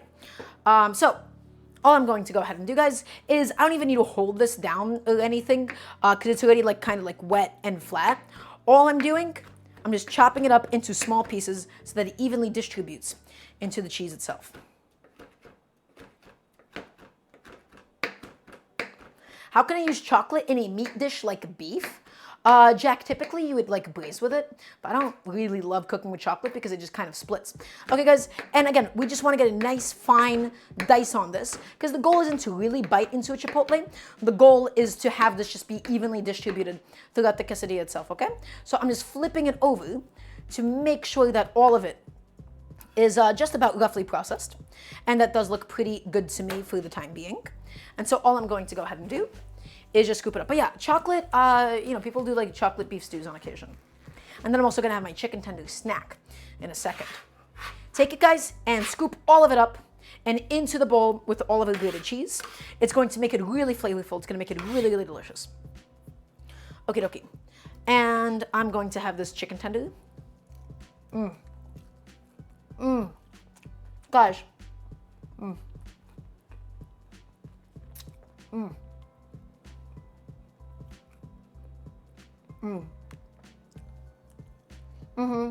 That's good. That's beautiful. Tender and juicy. So now the question comes in, do we chop the meat or do we shred it? I kind of actually want a chopped one today, not a shredded meat. And the reason for that is because I just really, really like the texture of biting into a nice chunk of chicken instead of like shredded chicken. We put a lot of effort. So guys, for the chicken tender, I'm just gonna split it down the middle, and I'm looking for little chunks like these. The chicken tender is not going to overcook or anything. It's barely going to cook more. I think my chicken breasts have adequately rested. Let me go ahead and grab one of those bad boys. Adequately rested. It should be nice and juicy on the inside, nicely and properly cooked through, incredibly flavorful. That is a perfectly cooked chicken breast, guys. Okay? And so all I'm going to do is I'm going to go through it, and again, small chunks for today. And it's okay if it's warm, it's gonna slightly melt the cheese a little, that's fine. How much chicken breast am I going to really need? I think I might only need like one chicken breast for this much quesadilla. Yeah, I'll do a little bit more. We'll just chop it up and then we'll see. Right, so let's grab my second chicken breast. Nice and juicy, nice crispy. I'm taking a crispy skin, that's my treat. Okay? Beautifully cooked, nice and juicy. Exactly what I'm looking for. Grab that little snack. Lovely. Okay, now, little teeny tiny cubes, and I'm going to save the other half.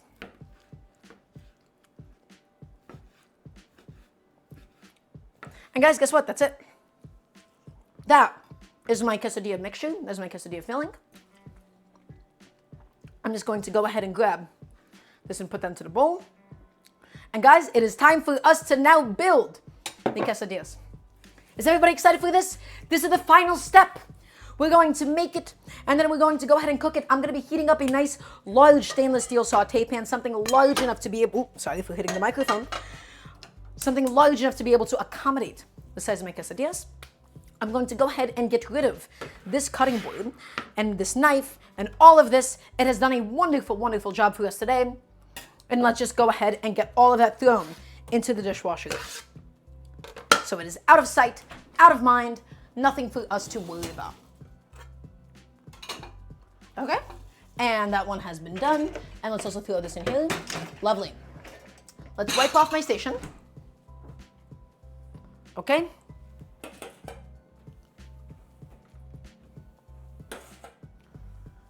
There you go. Lovely.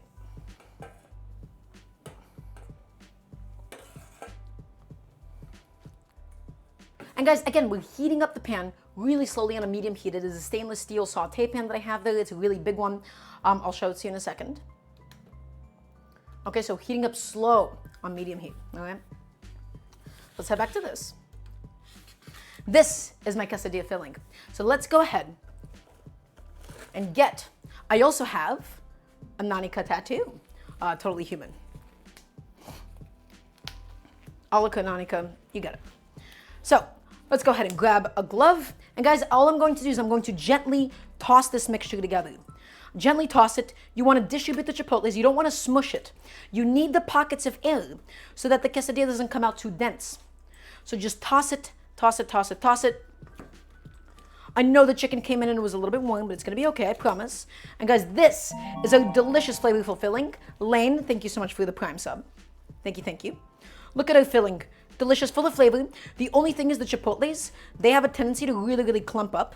So just use your fingertips and really break it down, distribute it, break all of these clumps up, all of these clumps, all of these little clumps, all of these little clumps. Okay. There you go.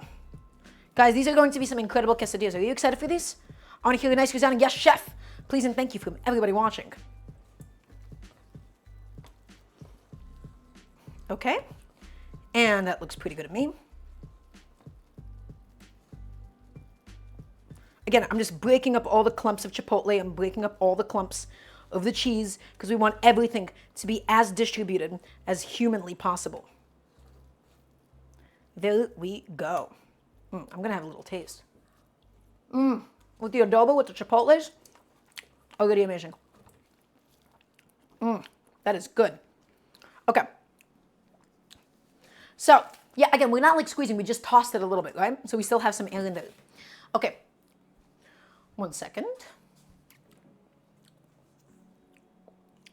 So I just have a notification I got to check in with.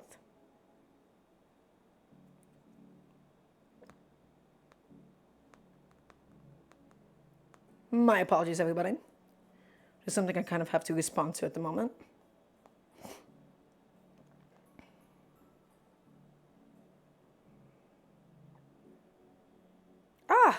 Okay, I do apologize for this. So we have the filling right here. Uh-oh.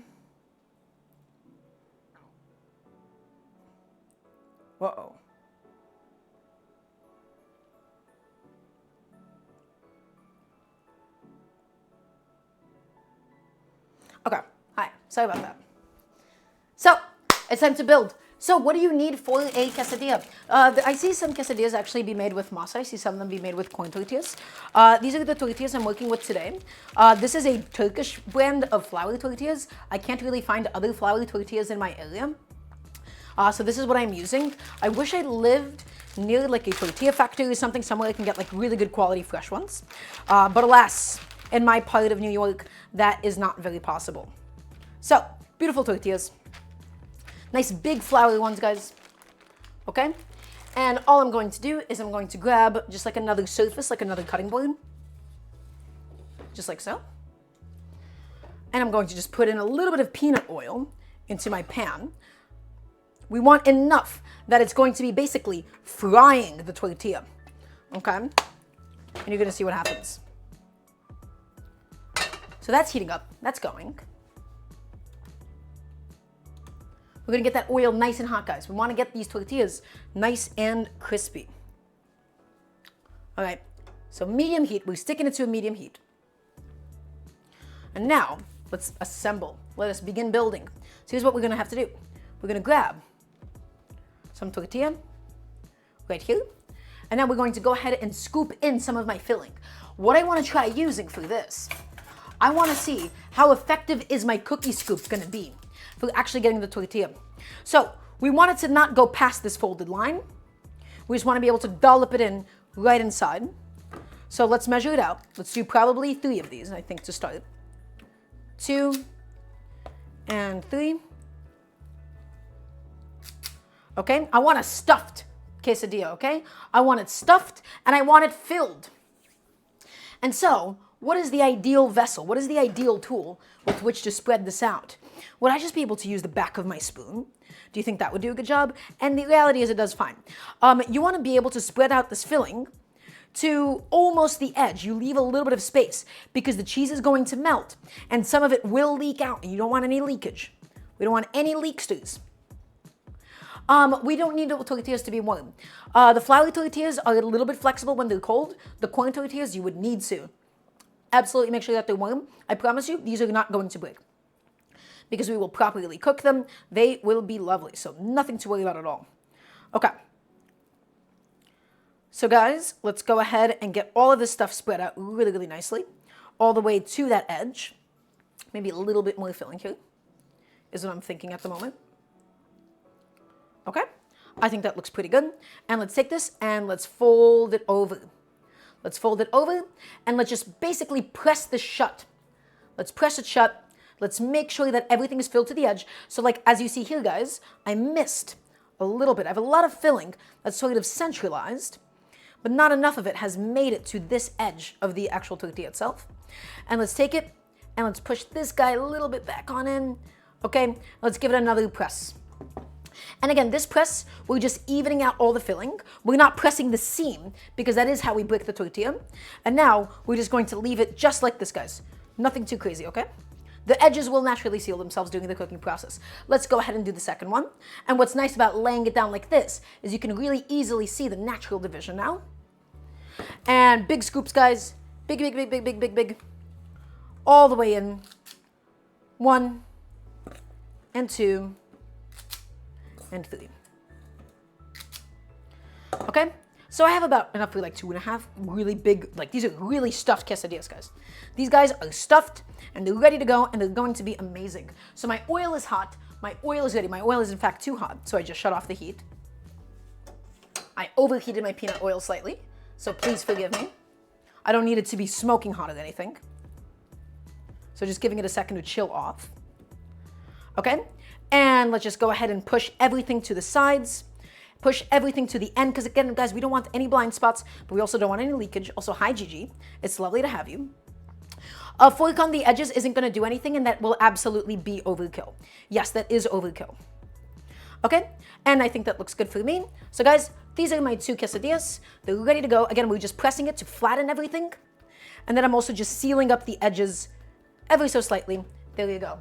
So, let's go ahead and go back to our pan on a nice medium heat. I apologize for killing the camera again. And guys, let's get these tortillas on. And the goal is to cook them about 2 minutes per side. We're looking to get them crispy. We're looking to get them golden. Okay? We want them to be nice and puffy and crispy and delicious. So let's get that second one on as well. This pan is a little bit small for these 2 tortillas, but that is okay. Country girls make do. Why is this one like almost sticking to that edge? Where is my fish spatula? There it is. Okay, so about 2 minutes per side. That's all that we're going to do. And we need that amount of time to make sure that the tortilla actually does indeed get properly crispy. This one, I have no idea how or through what forces in the universe, but he has managed to stick a little bit. Okay, there you go. And let's go ahead and give them both a nice little rotation just to make sure that they're searing evenly. Right? Sealing them nice and even. We're getting them done.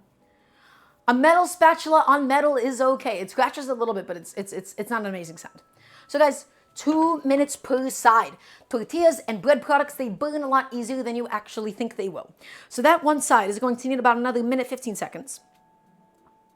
And we're going to give it a good old flipskis afterwards. Okay?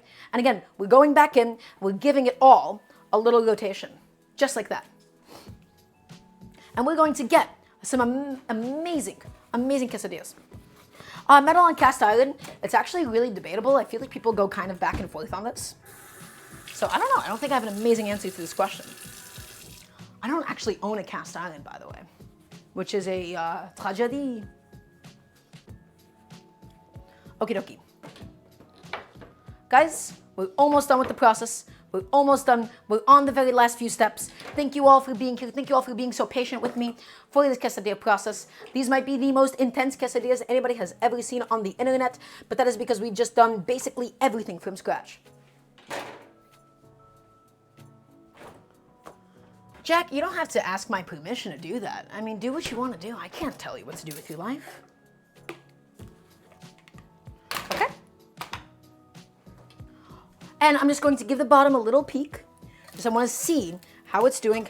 Oh no, that's too much color. Gasp, big flip. Almost too much, but we did manage to come out on the other side. Okay, guys, let's grab it. My alarm just scared the hell out of me because it was on the metal table. Thank you. And let's get you. Ooh, guys, I burnt myself ever so slightly. Ah, that's a big ass quesadilla. A little too charred though. No, I opened them up a little bit. Okay, I kind of panicked on the last portion. This pan's a little small. It's fine. It's gonna be good. It's a little too crispy, but that's okay. It happens to the best of us. Guys, let's go ahead and get some salt on it now, by the way. Some salt is going to go ahead and season the outside of the tortilla because the tortilla itself is quite bland. And because of the fact that it was cooking in the oil, the salt, it now sticks to it. It sticks to that like residual oil on the outside. So give it a little seasoning, give it a little sprinkling at this stage, just like that. And now, guys, once again, we're going to go ahead and go in there. Is that too hot for us to hold? Too hot to handle? A little bit. I'm going to try my best to give these guys a tiny, tiny rotation. So let's move them around, make sure they're not stuck or anything. Okay? How do I rotate them at this stage? It's kind of difficult when they're like this crispy and this fragile. So I don't really know. I just want to rotate them to make sure that everything is like cooking nice and even. That seems to do the job. Okay, okay. And guys, still maybe another 20 seconds or so, and then we'll go ahead and pull them off. And we'll plate, and we'll eat. Give them a little rotation. There you go. There she goes. Now she's doing the thing. Okay. And maybe like 10 seconds. Maybe just a paper towel to protect your fingers from the heat. I would ideally like to be able to touch this without burning myself with just my bare hands. Okay? I'm going to go ahead and inspect the bottom slightly once again. How's this going? Oh yeah, that's done. That is more than done. And I'm going to go ahead and transfer it to a little cutting board, guys. So really, really quickly, please bear with me. Just 1 second. And then it is time for us to eat these quesadillas. So that's it. That is all the quesadilla cook time that we needed to do. It has been done. It has now been completed. Let's go ahead and look at this bad boy. Beautiful. Really, really gorgeous. Really delicious. Really simple.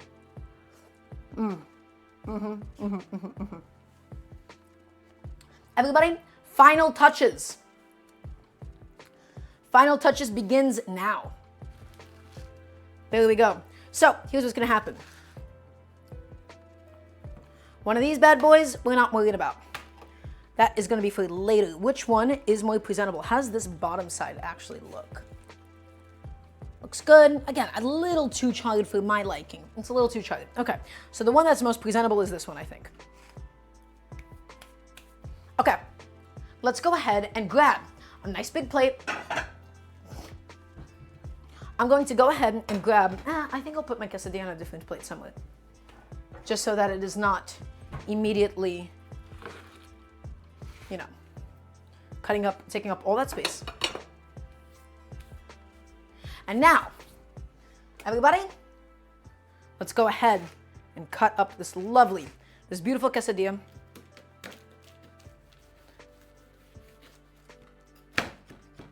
Into some triangles. Into quarters it goes.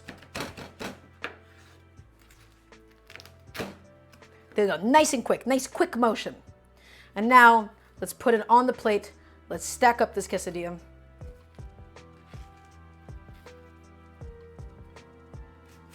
There we go. Gorgeous. Everybody, look at this bad boy. Look at that bad boy. Beautiful. And now, we must finish the plating process, everybody. Let's not forget about my rice. Let's not forget about my incredible dipping sauce. Okay? So little condiment cup. Little tiny condiment cup. We're going to fill this. Remember my jalapeno cilantro cream, I'm just going to go ahead and mix it around. And just pour some, and this is our dipping sauce. Amazing. And guys, last but not least, my seasoned rice. So let's go ahead and get that plated.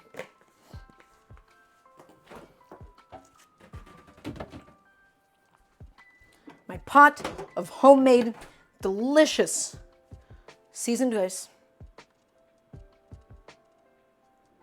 Okay. A couple big mounds of that. And let's hit it with some cilantro.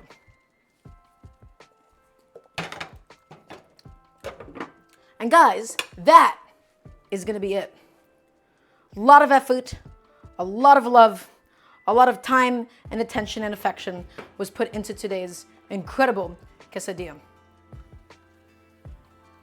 Let's go ahead and get rid of all of this. Take a look. Center this bad boy.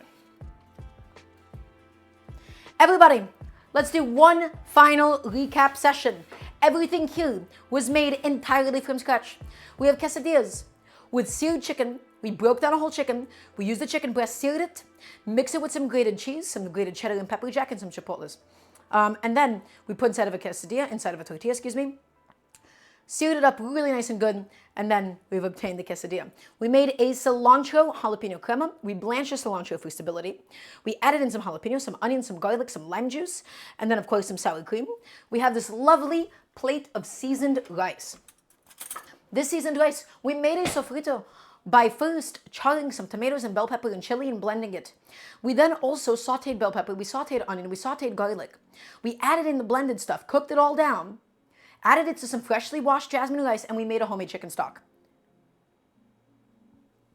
A little bit of oregano, some chicken bouillon in there as well. Look at this plate. What a beautiful plate. Oh, everybody, let's go ahead and dig in. So you take this incredible quesadilla. Look at this thing, huh? That's a good looking quesadilla. Gorgeous. And let's take it first, just as is, and then we'll put it into the sauce.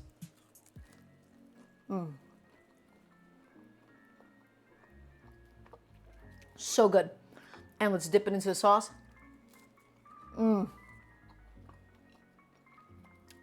Crispy and cheesy and spicy and smoky.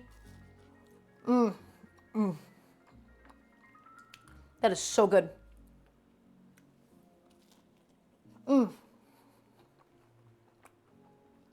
Wow. That is special.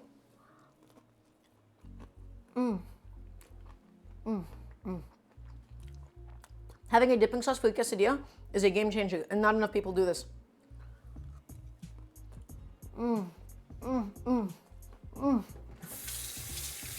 That is so good. Oh my God. That's fantastic.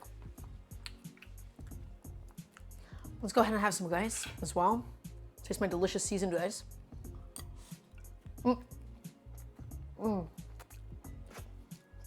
Soft, aromatic, flavorful, properly seasoned.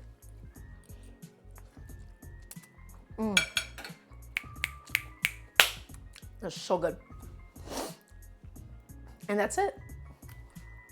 Okay, guys, that is going to do it for today. Thank you all for being here. Long stream, exhausting one, so much, so complicated, but I appreciate every single one of you. Everybody, I'm going to be out of here for tonight. Thank you for tuning in.